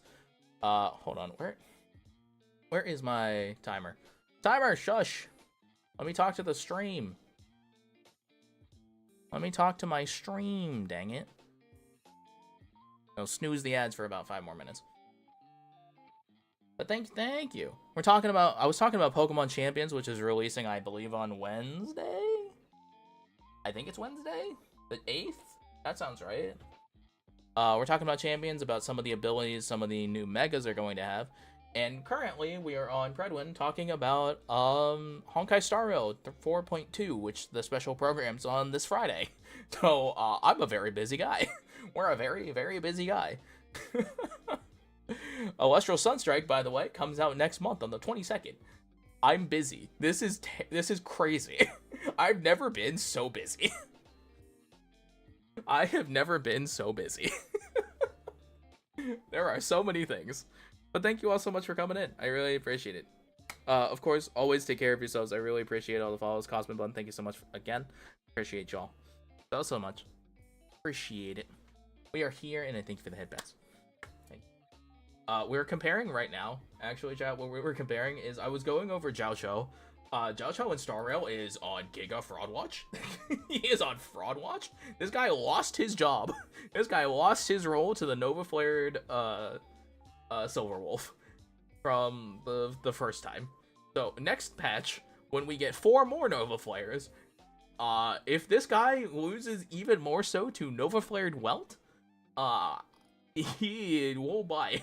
Oh my god, he will be the next Nova Flare, because dear god, he needs help.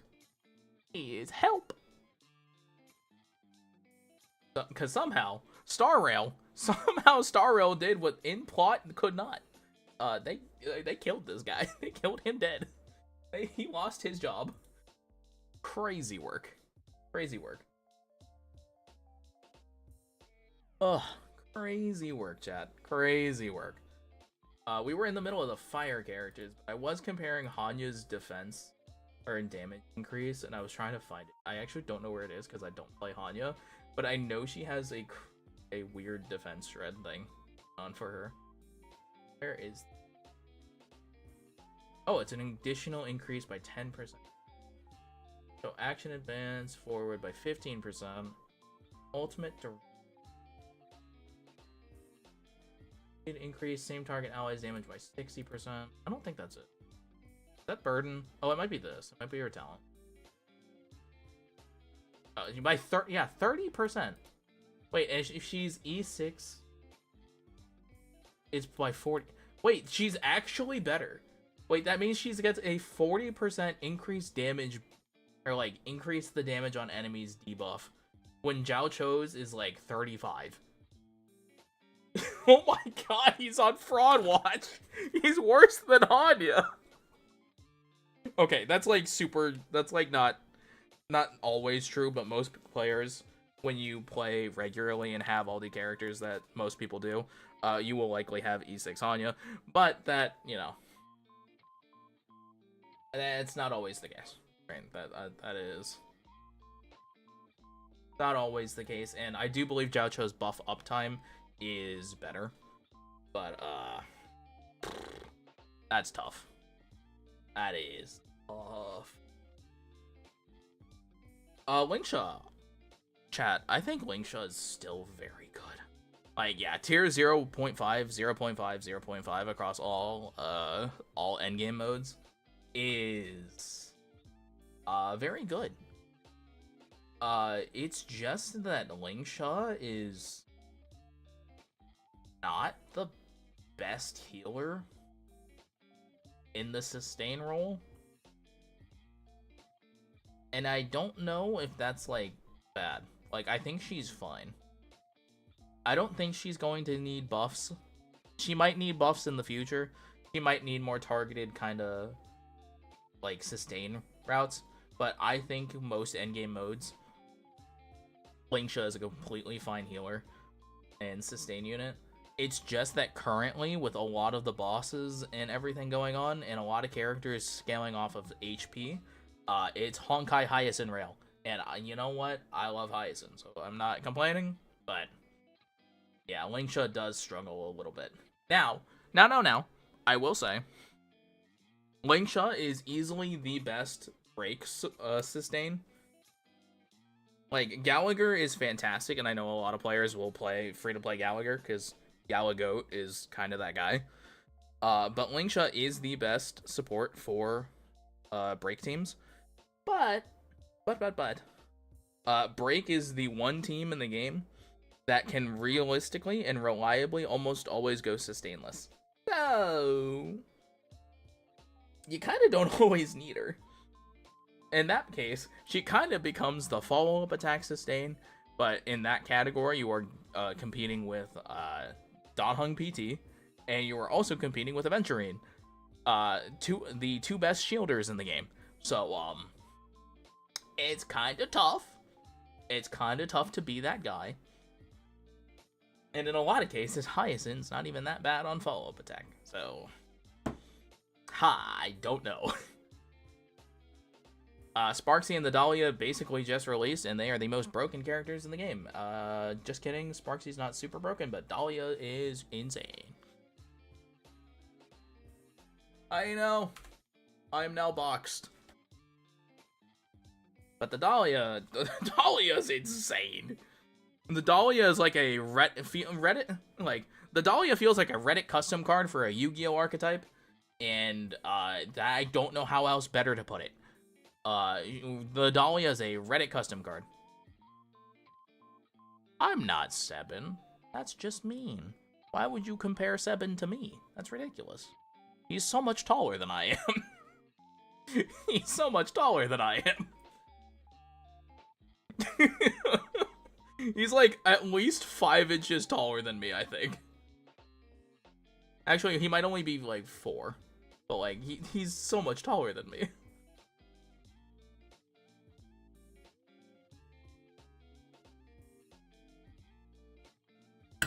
He's so much taller than I am. Chat, sorry about the ads. I have no better way to do it. I really don't. What I meant to say is how you do it. Yeah. Yeah.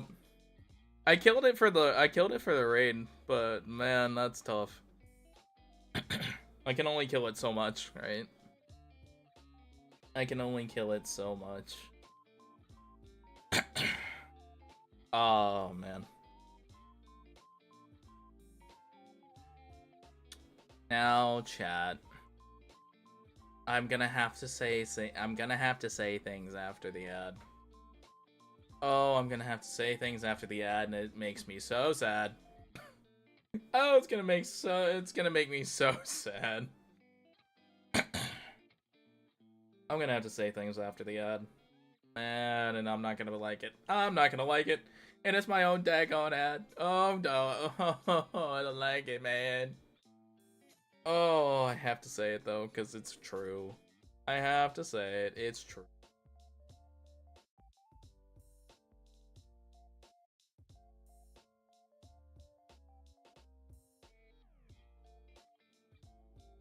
Wires crossed. No, I get it. I get you. He's also probably live in like however long too, right?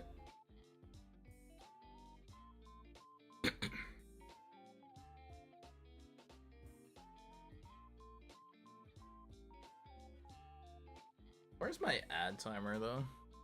What happened to that? Did I never put that on this one? Because that's what I can put in that space there.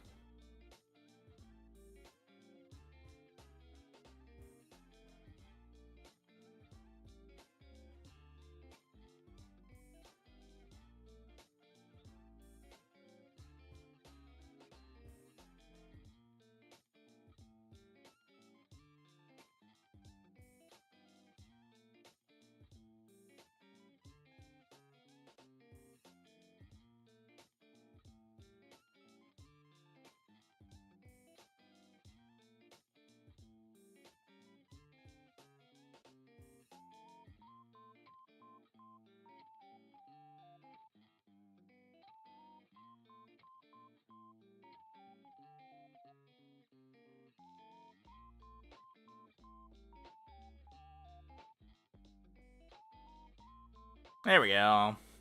Chat, welcome back. Welcome back. Yeah, to answer your question, that's not actually what's happening. So, we'll get there. We'll talk about her. But right now, I have to say things. Because one, obviously, Fugue is incredible. No one needs to talk about how good Fugue is. We all know this. If anything, they might just adjust where, actually, they probably won't. Fugue E2 is just so disgustingly good. Like, I don't think it matters. But I do have to say things about my wife, my favorite girly pop, my Oshi, if you will, Topaz. Topaz needs a Nova Flare. And I'm not happy about it, but she does. She needs it. Oh dear God, she needs it. She needs to become what she is in Currency Wars. She needs it. She genuinely needs to become what she is in Currency Wars. Because Currency Wars Topaz, where Numby is an AoE and she just goes kind of stupid, where like every attack like increases her time, like creates where she just follows up on people, where it's just that good. That's what she needs.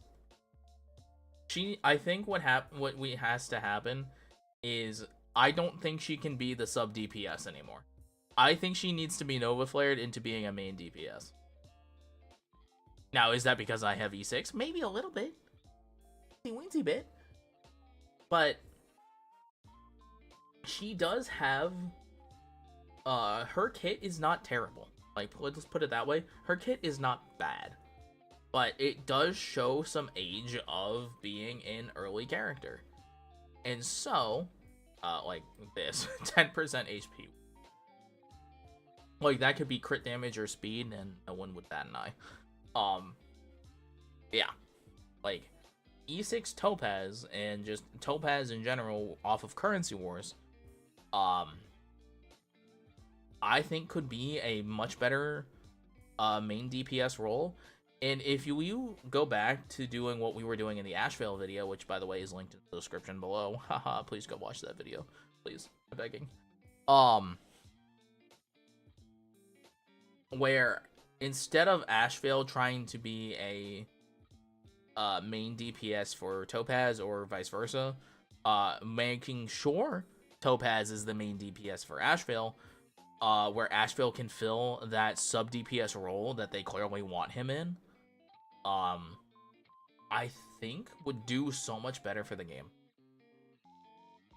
Because not only would Topaz's, like, attack frequency do wonders for Ashvale, she would then be able to still be like a dual main DPS role, where she still functions as a sub DPS for Fei Xiao, where Fei Xiao E2 and Topaz would do insane work again. And I kind of want that. And at the same time, listen, if Topaz gets AoE, put it this way, if Topaz becomes a main DPS with AoE, and you have then Jade, Aventurine, and whatever the heck Pearl ends up being, we have the first 4-man unit of a full IPC team that would do AoE damage, follow-up attacks. It would be super sick. If what Pearl does, if Pearl follows the line of all IPCs doing follow-up attacks, you would be so set, and it would be so cool that IPC truly is the follow-up attack faction, like, wholeheartedly. Because if she is, like, the follow-up, like, second coming of Robin, and, like, if Pearl becomes, like, the Dahlia for follow-up attack, we would be so good. We would be so unbelievably good if they Nova Flared Topaz at the same time. If they Nova Flare Topaz and release Pearl in the same patch, we would be so unbelievably set, and I would be so over the moon, because I would be in such a good position. Now, obviously, that's the greed they talk about in the Bible, but listen, if that happens, that would make so much sense for the playability of the IPC. Like, that's already what they are all doing so far. 3 for 3 on IPC characters, for the Stonehearts, to be follow-up attack characters. That is 3 for 3. That is 3 for 3. And if that's what we keep doing, where Topaz becomes a main DPS role, we would be so good. We would be so good. I'm so serious about this.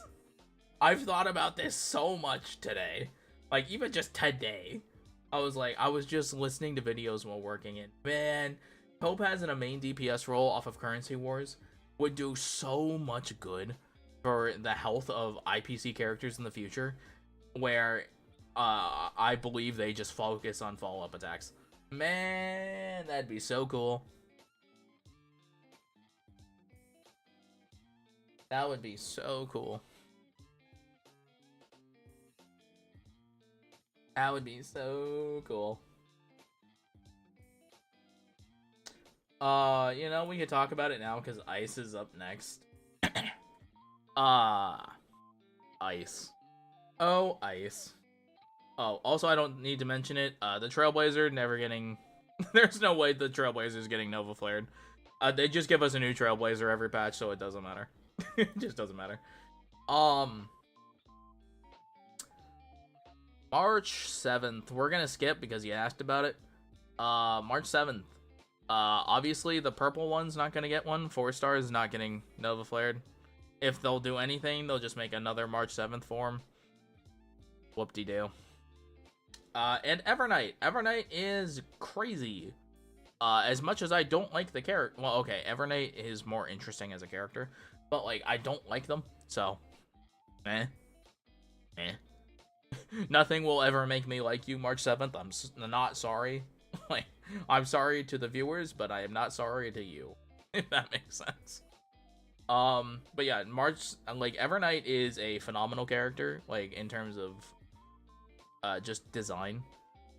Um, in general, her kit is phenomenal.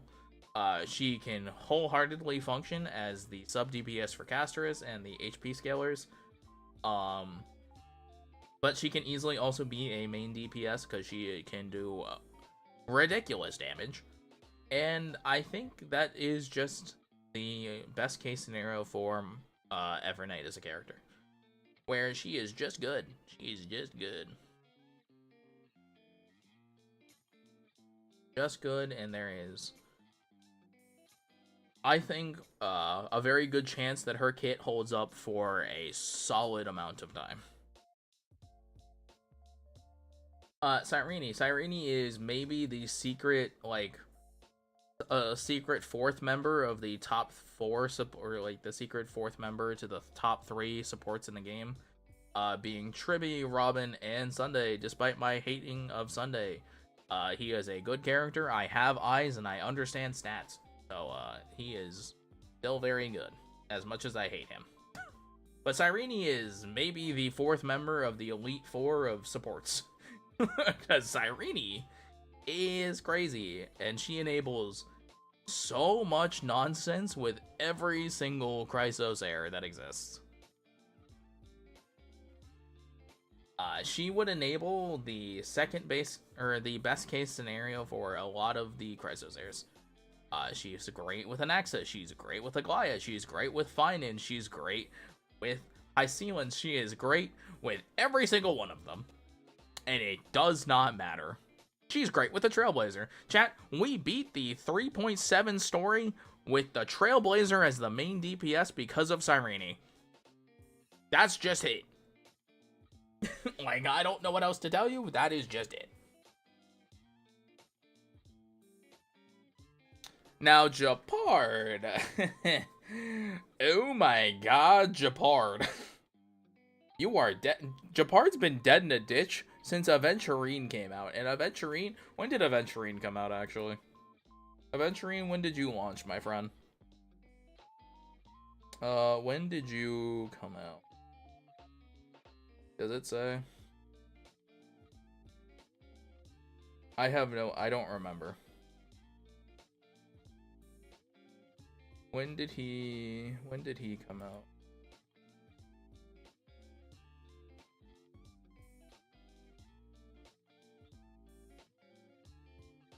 I don't remember when Aventurine came out. All I know is he came out sometime in 2.x. So I have no idea. But Homeboy has been on Fraud Watch probably even before that. Because Japard is, oh my god, terrible. The fact that Japard's shields are on his ultimate is so bad. It's so bad for his uptime. It is so bad.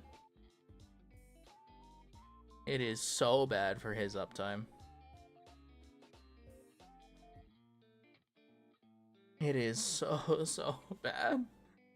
Because it just means his shields just disappear. They're gone. And so, now that we know standard banner characters are on the table for Nova Flares, I don't know what you do to this guy, but, he needs help, because what is this? Like, what is this? What is all this?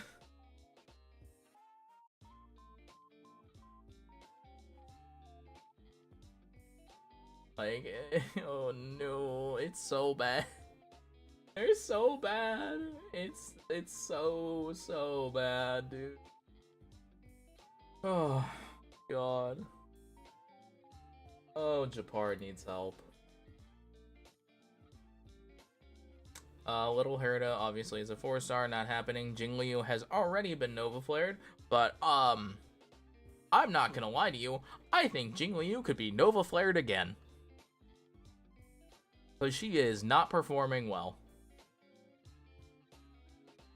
To the same extent, to the same level of investment or ability, she is performing worse than Blade. And that's not great. Because they got Nova Flare, or Jingliu got Nova Flared, and so did Blade at the same time, and she's not doing great. So, I don't know what they would do to her, but I don't know what you have to do, but up those numbers, because my god. Rodmay, she is just outside of being the top 4 DPS, or top 4 supports in the game, not DPS. Rodmay is phenomenal. Easily the most maybe the most generalist support, aside from Trippy, I guess. She is just that good. The Herda struggles in single target content, but everything else she does exceptionally well still. She's still very good. So I have no notes. She's good. The only note, well, I guess it's the only one note is she struggles in non-AoE content, which, surprise, surprise, isn't that much in Star Rail, actually.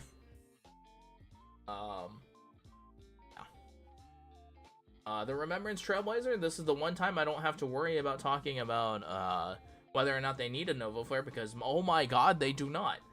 The Remembrance MC, I cannot believe they give us this character for free. This character is insane. You see this? Tier 0.5, tier 0, tier 0. She is, the Trailblazer is phenomenal. Like, I'm so excited for Elation Trailblazer, because they have the chance to be the Elation support that, the Elation support to the Elation teams that Remembrance MC was to everything. Because Remembrance MC is that good. And is completely free. It is so easy to build. Chat, if you're playing Honkai Star Rail and you do not have your Remembrance Trailblazer built, I have words. I have words, chat. I have words to say. What are you doing? Help. You need help. And RMC is the help that you need, and you haven't built them. It's like being prescribed the medication to get over your illness and not taking it, but it being in your house. Like, you have it and you just actively decide to not take it. Help. Oh, and Yanqing, dude needs help. I have an E6 Yanqing. This guy still needs help. He is terrible. The fact that he needs a shielder is not great, despite Don Hung PT being phenomenal and Aventurine being great. This guy is still bad. He is so bad. Same thing with Jabard. He is like right there with Jabard in tier 4 and 5. He needs help. Oh man. And oh man. Oh, all the lightning characters. Oh my god, the lightning characters. Okay. This is where stuff gets weird. Funnily enough, independently, if you look at this roster, the lightning characters by themselves, as like, if you did mono lightning, are really, really bad. Like, all of these characters' best teammates are not lightning characters. They are not. So, independently, yikes. Right? Independently, yikes. However, these characters, with their best in slot teammates, have pretty good standing. Acheron is on Fraud Watch. I don't know what we do. I do not know what to do about Acheron. Because you have people that still have insanely strong clears with Acheron. Now, tier 1.5 is not bad, but she is... I don't know, actually. Like, I don't know how to put it into words. Acheron, the best way... I feel like the best way to get more out of Acheron is obviously vertical investment, but also her teammates. Her teammate, like, her need for teammates is kind of strong. Like, if you're not vertically invested to, like, E2, where she doesn't need a second, like, a second and third Nihility character, and you can start running a Harmony character, she starts to look a little more normal. Right? She starts to look like a 3.x DPS. But even still she kind of struggles. She's struggling in content because, look, I mean, tier 1.5, tier 1.5, where most of the other 4.0 and like 3.0 DPS, Aglaya, who came out the very first patch of 3.0, is still performing really well. Like, tier 1 is not bad, but you start reaching tier 1.5, which isn't bad, but like you're starting to taper off. Not great. Not great. Speaking of Aglaya, well, Aglaya, looking at this, I don't think Aglaya needs a Nova Flare. I think she's fine. Like, Aglaya's teammates, and I think she's pretty good. Like, it says a lot that what I want for Firefly's Nova Flare is for her ultimate to kind of work like Aglaya's, where Aglaya gets to refresh her uptime on Garment Maker, and it would do a whole heaping help to Firefly. It would do so much for Firefly. Now Ashvale. Ashvale. I do not know what the plan was. I do not know. I have seen a few videos of people who played through his betas and his testing phase. He was originally going to have so much scaling that he was insane. He was going to be incredible. And then they gutted him in some beta, and then I don't know. I don't care. I was like, I saw those videos afterwards. It doesn't matter. Now, Ashvale, in his current state, you see as a main DPS, he is performing better than he is performing as a sub. However, his kit is so unbelievably sided still towards being a sub DPS with a good personal data. So, I don't know what's happening. I think it's so clear that with this patch, there was no... or he was supposed to, like, come out with an additional character. And I have said it so many times. I said it during our story playthrough. I said it during our reaction to the trailer. I think it was so clear and super obvious that Pearl was meant to be the second character on this 4.1 banner if we didn't have to have this banner shortened to 4 patches, or 4 weeks. I think it was so abundantly clear that Pearl was meant to be the other character here, and that gives me so much thought that Pearl is meant to be that second character, to be the Dahlia of support, of follow-up attack. I'm so convinced. Like, if she wasn't meant to be a main DPS, fine. But if she's the Dahlia of follow-up attack, holy cannoli, that would have made so much more sense with Ashvale. Because if Ashvale then gets to work with maybe a Nova Flared Topaz in the future, a support in the form of Pearl, where she is a follow-up attack, either main DPS herself or a follow-up attack support, because just, you know, how all the IPC have been so far. 3's a pattern. That type of beat. I think Ashvale could be so good. He's so strong. His light cone is phenomenal, by the way. Comparatively, if you were to compare S1 Topaz Cone to S1 Ashvale Cone, Ashvale does outscale the S1 Topaz Lycone because his is multiplicative versus Topaz is being additive, I believe, if the math works out right. God. Like, he's not getting Nova Flared, but, like, he is waiting for other characters to release. And I'm so mad. Like, I'm so mad that this had to happen to a character this cool. Is Ashvale not getting this time? Like, obviously people were still going to save. Put it this way, like, even if Ashvale released, maybe even with the Pearl, like, Pearl Copium that I'm on, I still don't actually think people would pull for them, which is insane, by the way. People are not going to pull for them just because so many people are saving for Silverwolf and what's her face? I can see her face. Hold on.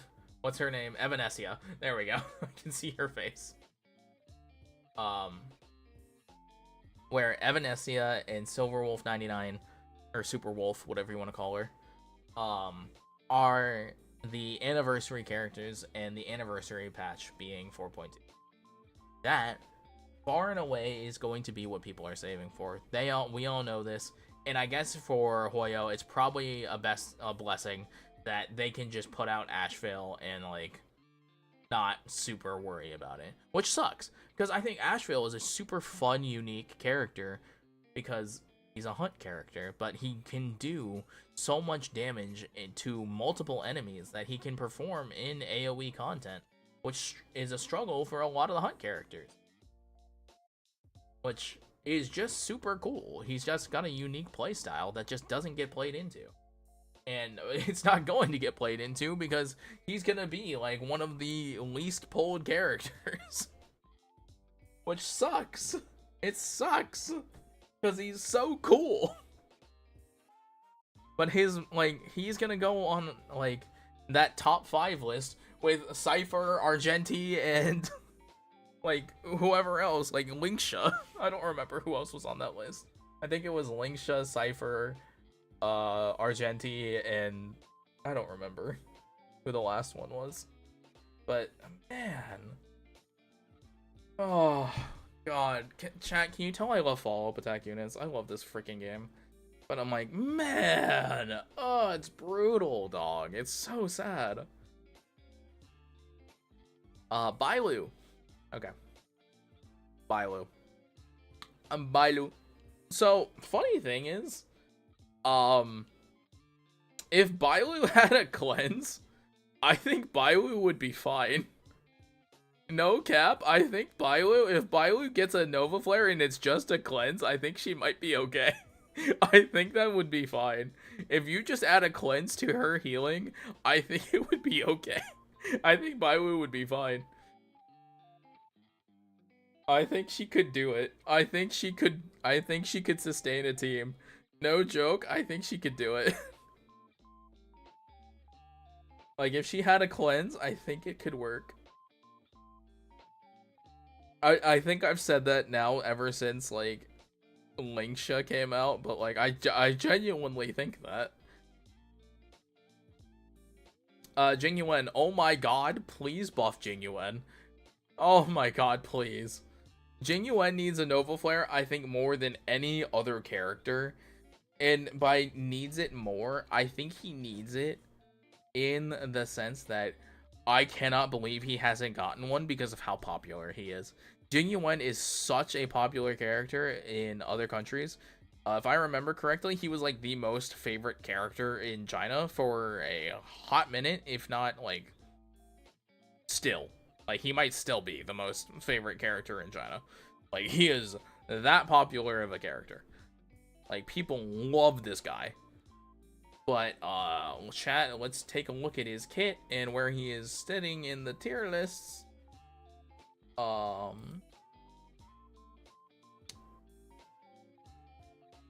Actually, where is he sitting in the tier lists? Yeah, tier 3, tier 2, and tier 3. That's not a good sign. But, let's take a look at why. Why is it like that? He has 12% in defense on his traces. What the heck? And what is all this? What?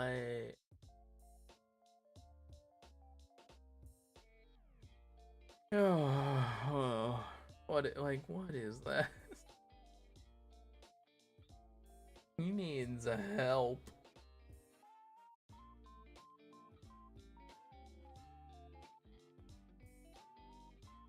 His kit shows unbelievable age.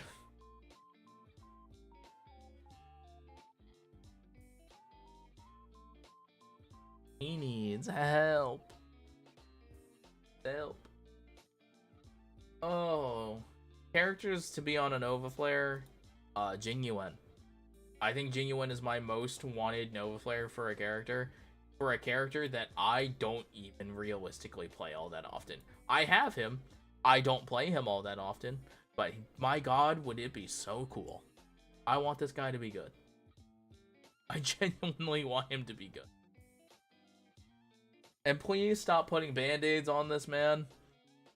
The Sunday buff has run off. It is not enough. Please actually buff Genuine. Please. Kafka. Kafka is the example of a perfect Nova Flare. Kafka is perfect. She's incredible. She is the quintessential Dot character that's not, the primary DPS of Dot. She is the engine. She is not even, like, a support. She is Dot. Like, Kafka is Dot.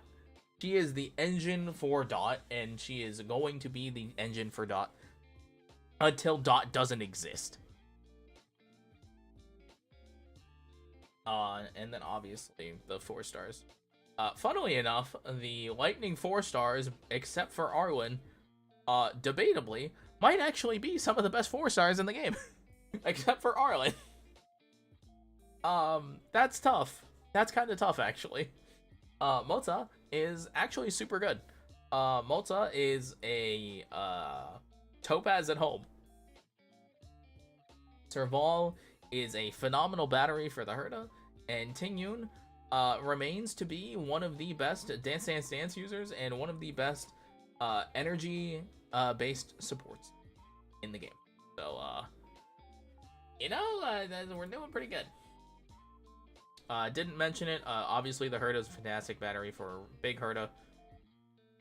March 7th is trash. Misha is also not great, but I know there's a subset of people that use Super Break Misha, which is kind of hilarious. So, good on you. And Pela. Pela is, as good as Acheron is. She is a phenomenal support for Acheron. So, I can't wholeheartedly say Pela is bad.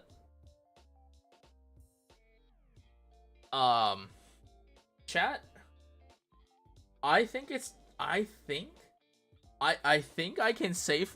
we can safely say that wind as an element by itself might be the best element in the game.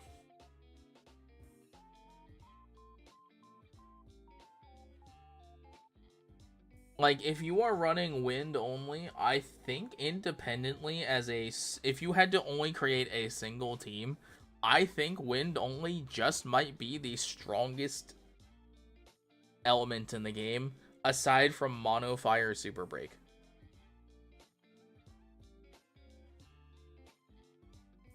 Like, I'm so serious. Because Anaxa, like, chat, you all know I skipped Anaxa, but Anaxa, we play Anaxa in Currency Wars, and Anaxa is disgusting. He's kind of insane.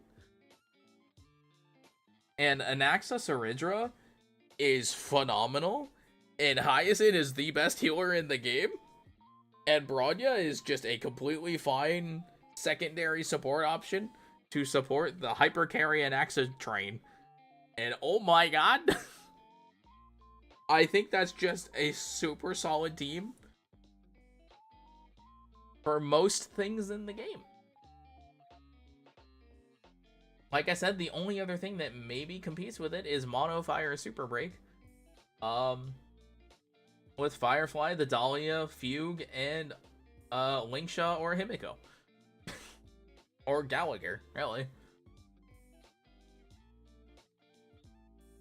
But yeah, we'll talk about him.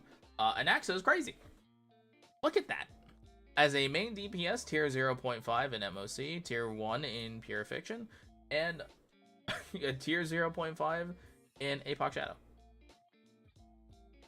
And then MOC tier 1 as a support, or as a sub DPS, a 0.5 in Pure Fiction as a support DPS for the Herda, and the same thing for Apoc Shadow. It's kind of funny that they're reversed like that, but it's very fun. He is phenomenal. If that guy gets a Nova Flare, holy, power scaling has gotten crazy. Black Swan. Black Swan did get Nova Flared, but here's the thing. If you are to replace a character on Dot, where you have Premier 5-star Dot, where you have Premier Cost Dot, where it is high ceilings, Kafka, Black Swan, and then insert sustain here, whether that be Huahua, Dipped, or Hyacinth, or whoever, the first character you are replacing on that roster is Black Swan. Like, if we're talking strict power, like, inputs. But Black Swan's still really good. But it says a lot that Black Swan, despite her insane, like, buffs, like, her buffs were pretty good. Like, all things considered. But it says a lot that she's still going to be the first one to move from that team. But I think Black Swan still has a role in most cases. So even if there is another new Dot character that ever comes out, I think Black Swan still has a place where you just, you know, mix and match elements and everything works out. Blade. The tier list has him at pretty low, but I think Blade with Hyacinth is still really strong. I think he's pretty good. Are you getting the best clears in the game? No. But are you clearing? Yes. You will clear. And he's already been Nova Flared, so I don't think it's happening again. Bronya, the only other standard banner character that has stood the test of time, except for, like, the weird instances where Clara still does enough damage and the enemies attack her frequently enough. Nikador, come back, please. But Bronya is phenomenal, still. A 100% action advance. If Bronya got to do what Sunday did, we'd be killing. But unfortunately, that's the only thing that makes Sunday a slightly better character, so they're probably not doing it. You do. Saridra, I've talked about it. I think Saridra probably also went underpulled. I think Saridra is phenomenal. I think she's an incredible unit. Because, wow, her value has shot up entirely. People thought she was just going to be a fine-in bot. People thought she was just kind of terrible. They didn't like her as a character. Which is fair and not necessarily anything to her kit, to say the least. But she has found a home with Anaxa. She has found a home with Finan. She has found a home with a Mighty. And my god, is she incredible for it. She does everything you could really imagine for the skill-based characters that are the Chrysos here. Because holy cannoli, she is so good.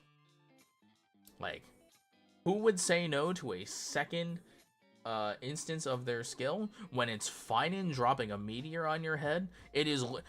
She turns Finan into Madara Uchiha, where he just goes, and what will you do about the second one? and he drops a second meteor on your head and you die. What will you do about the second one? Genuinely, what will you do about the second one, chat? What will you do? Nothing. You die. In an Axe's case, I'm pretty sure you get 4 skills out of an Axa because of Saridra. I'm pretty sure that's how that works. He goes again, and then he goes again, and then he goes again. It's kind of disgusting. In Mightimos with Saridra, we see in Currency Wars, but also, we can just do that. You could just do that normally. Spamming Godslayer and Be God is sick as hell. Spamming Godslayer Be God is sick. Don Hung, you have 2 other forms that are better than you, and somehow, well, the imaginary one is like on Fraud Watch, but like, you know, it's fine. Dipped is the second best sustain in the game, so can't be mad. He's also free. Oh my god, oh Fei Xiao, oh Fei Xiao, the queen of brute force. Oh, Fei Xiao, the queen of brute force. I don't think it's impossible to see that Fei Xiao could get a Nova Flare, but I highly doubt it because her E2 is so strong. And she is the queen of brute forcing nonsense. She is the queen of brute forcing nonsense. I haven't talked about, I actually skipped him because I didn't think it was necessary to talk about him, but Boot Hill. Boot Hill is the king of brute forcing stuff. And also, I don't think it's necessary because he's pretty damn good now with all the break support, so I don't think it matters. But Fei Xiao is the queen of brute forcing stuff, so I don't think it's likely, but hey, it could happen. Hua Hua is getting Nova Flare. Hyacinth is the best healer in their game, and it's not close. It is not close. Oh, Hyacinth. People hate you, but I could never hate you. I could never hate you, Hyacinth. I love her so much. Like, I could never hate you, Hyacinth. Topaz will always be my favorite, but I could never hate Hyacinth. I adore this character. She is phenomenal. But oh my god, is she broken? Oh my god, is she broken?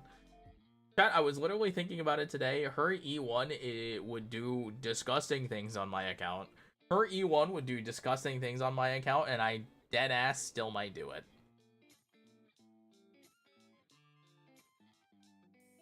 Oh my god, her E2 is gross too. What the fuck?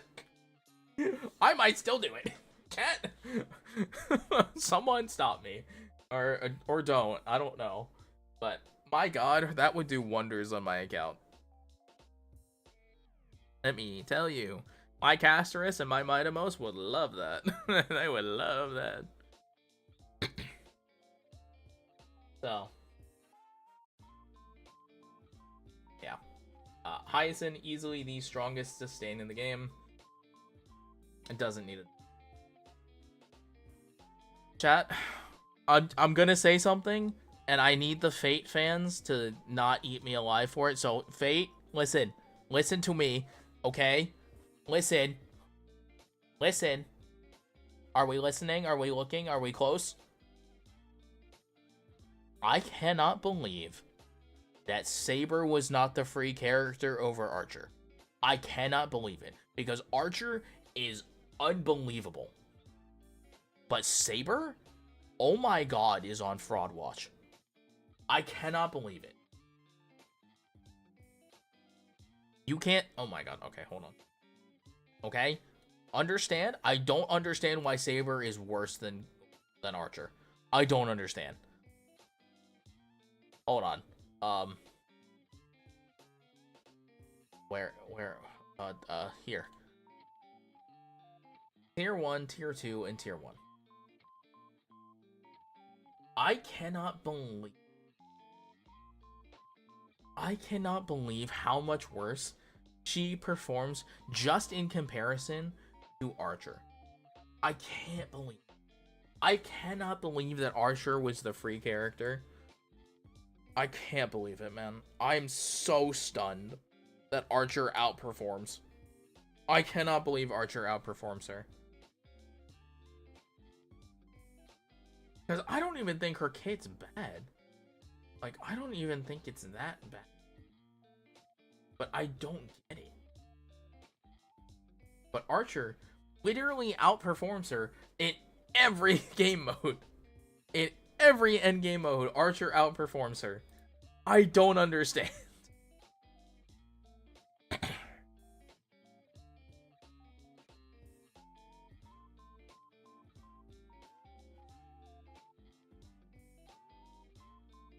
I don't get it. I do not understand. I don't get it.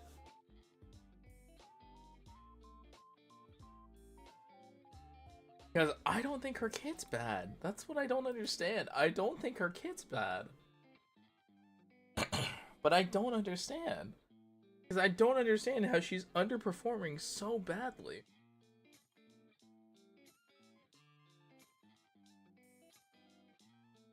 But I guess just Archer's multipliers are disgusting. No need to really talk about Sampo. Sampo is just worse Black Swan. Oh, whoops. Currency Wars, though, he's great. Currency Wars, he's kind of solid. Oh, Quantum. Quantum is maybe the other best element in the game. It's between Wind and Quantum, I would say. Because look at the support lineup in here. Sparkle, Tribby, Cypher, Silverwolf. Lynx is a completely okay sustain, and Fushuan is a okay sustain. I cannot believe how Quantum is shaped up. Quantum, it's actually fine. Mono Quantum with Silverwolf, Sparkle, and Fushuan was completely fine for a hot minute. But I cannot believe how well Quantum is shaped up. Because to have Casterus, Cypher, Tribby, and Archer fall into the hands of Quantum is so good. These characters, there are very few characters in this that need Nova Flares now. Because obviously Silverwolf and Sparkle have already been Nova Flared. But I personally don't think Fushuan needs it nearly as much as some of the other characters do. But she could do with one maybe. And Jade is completely fine. And Seela. Seela's getting Nova Flared right now. Right? Like, she's getting Nova Flared. So, these characters are sitting at some of the best states they could be in the game.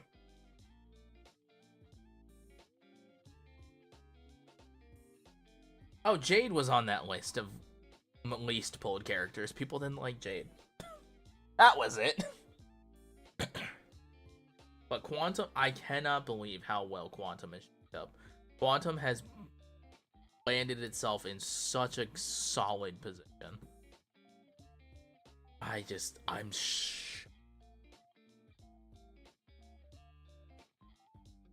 Oh, now, okay,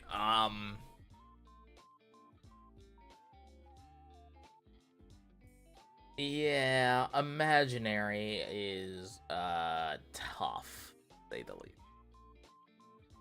Aventurine's fine. He could do with a small buff here and there. Some of his numbers aren't perfect. But it's whatever. He's kind of still that guy. Now, Danny IL, man, is he the DPS that I think aged the worst, even somehow worse than Seela.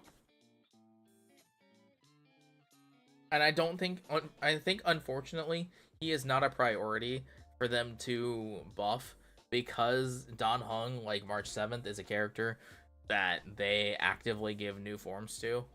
So I don't know if he is a priority for them to Nova Flare, and I don't think so, unfortunately. But man, oh my god, does he struggle. Ratio. Ratio as a character was free for a good chunk of the player base. Now mind you, that is no longer the case. He is no longer free. However, as a character, I think he still performs pretty well. But like, obviously tier 5 is not great. But I think that's just the state of I think it's just the state of MOC and everything right now. But as a free character for a good chunk of the player base, I think he does fine. He's not the best in slot. He's not. He's not the best in slot follow-up attack guy. He's just not. Like, we all know this. That's just not the truth. He ain't that guy. He's not that guy anymore. And he could do with an Nova Flare. He could adjust his numbers and stuff. I think that's fine. But in most case scenarios, that's not the current state of endgame. He was doing okay. He could do okay. Like, compared to Zila, Ratio was miles ahead.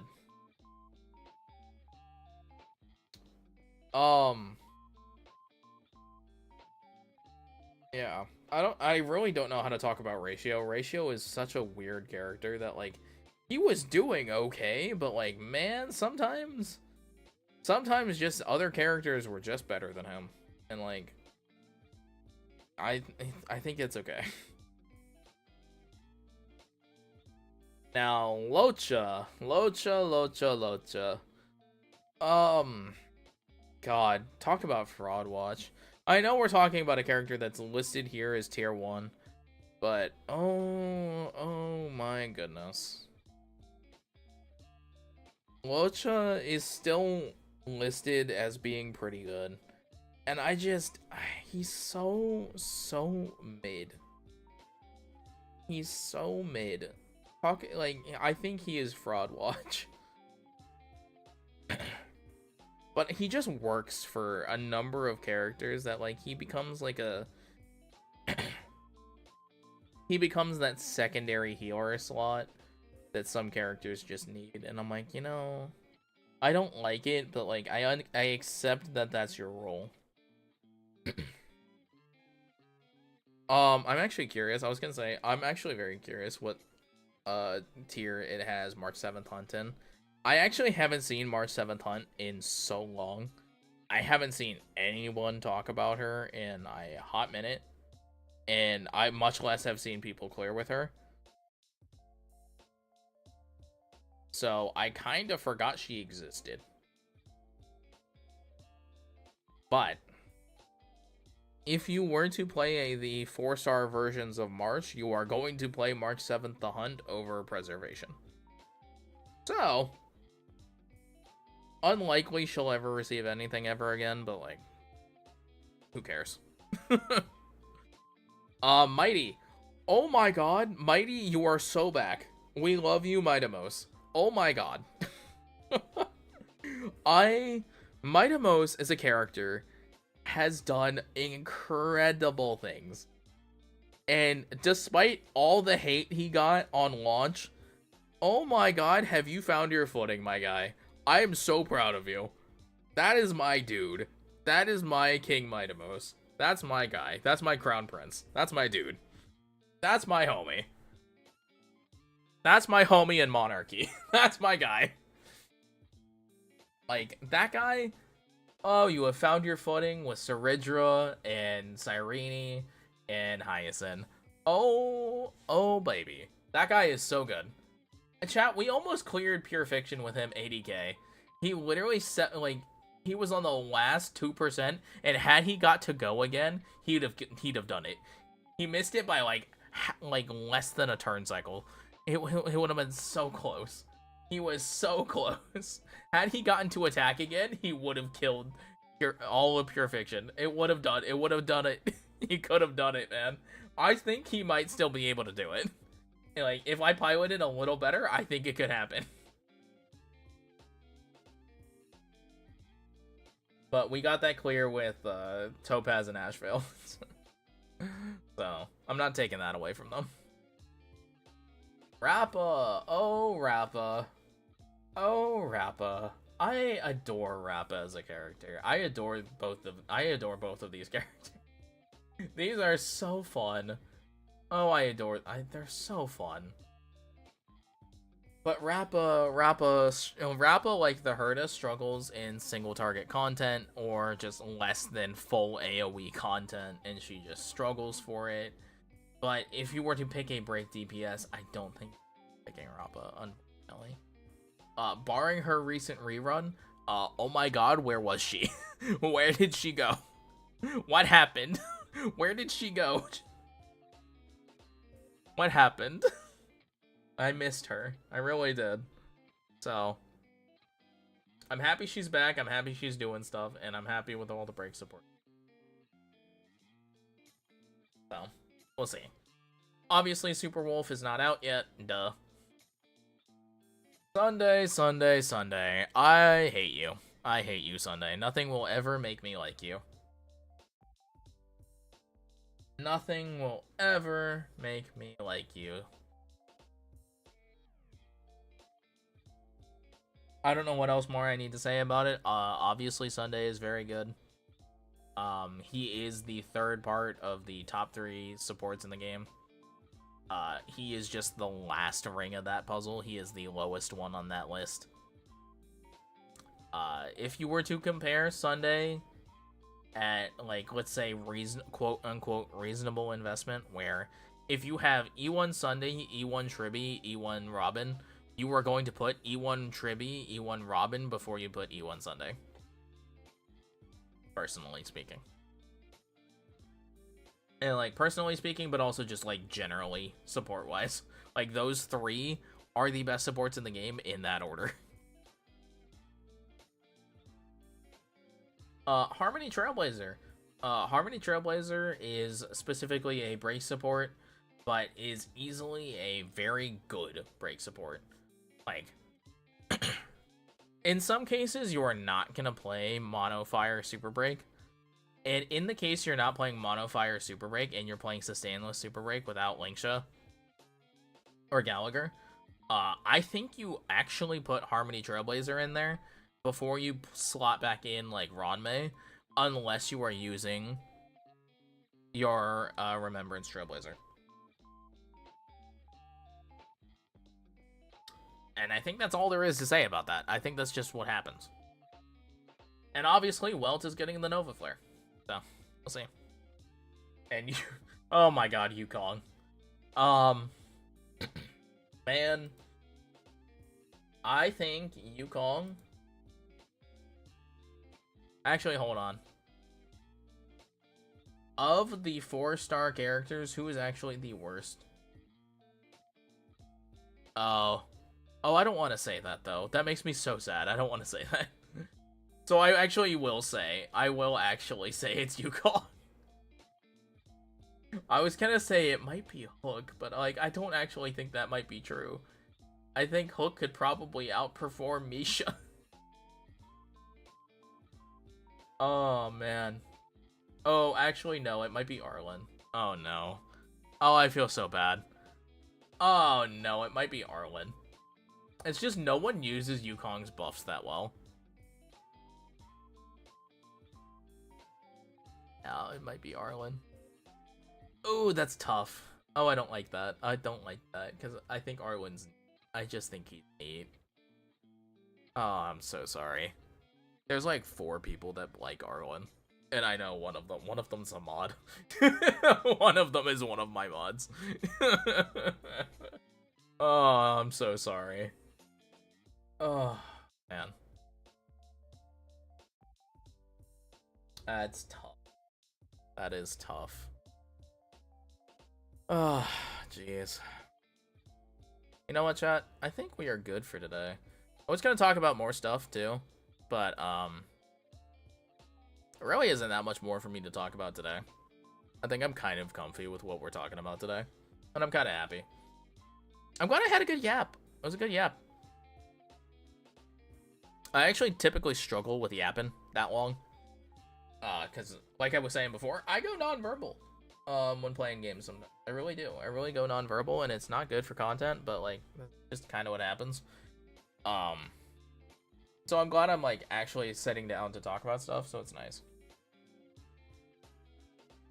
I'll do proper tier lists, and I kind of want to do a tier list with somebody else who plays Star Rail to bounce more ideas off of, to see more perspectives. Because I, as a player, only have so many characters, right? I don't have all the characters. I have most of them, I'll say. Like, obviously, I have most of them, because you've all seen my account. But I would like to talk to other people who have more characters than me, or the characters that I don't have, to understand them a little better. So that'd be nice. That would be nice. Oh, but you know, if you're still here, we did some damage calculations. Frost Lass and Snow does live a max adamant boosted, or adamant natured tough claws boosted mega metagross bullet punch in Snow, which is hilarious. By the way, if you're curious, I mean, we did the math. It does live, which is neat. It has a 75% chance to KO with a Shadow Ball back if you're modest. Oh, hey. Kind of funny. If you're still here. I find that insanely funny.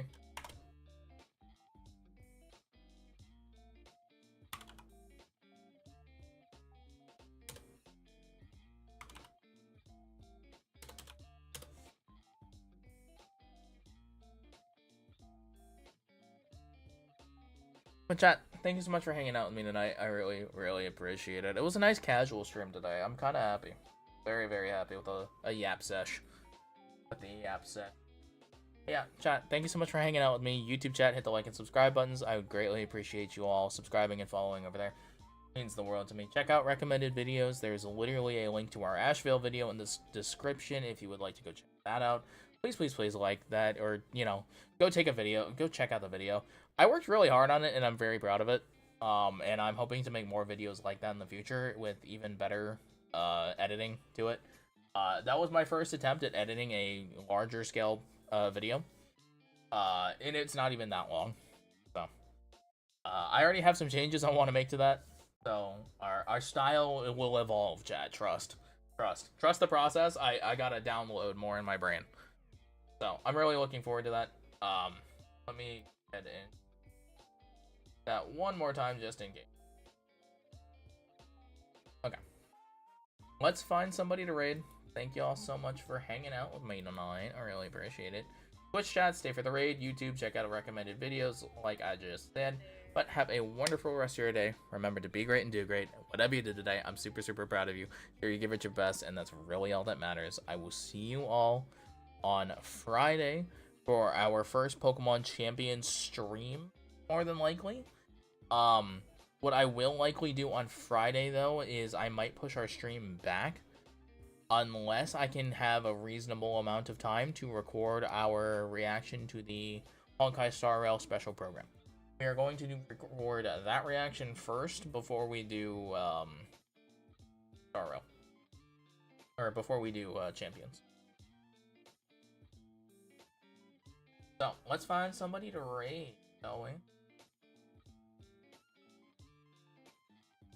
Let's find somebody to raid before our timer goes away. Who way can we raid? This is... That makes my...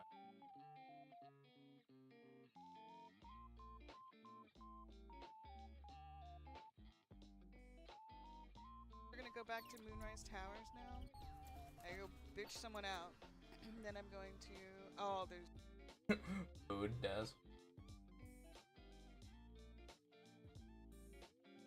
Alright, chat, go say hi to Des. Go say hi, go be pog, go be cool.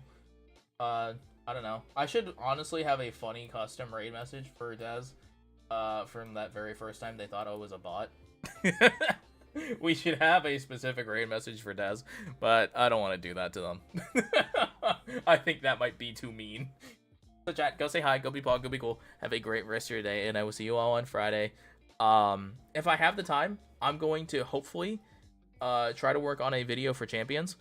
I might just do like a team showcase video, just to get our feet wet in the Pokemon Champion space before Friday before we do a full stream of it. So we'll see how it goes. And well, maybe if I hate it during that video recording, we'll I don't know, we'll buy Pokopia and play Pokopia. I don't know. We'll figure it out, chat. But anyway, go say hi, go be Pog. Have a great rest of your day, chat. I'll see y'all soon. Bye.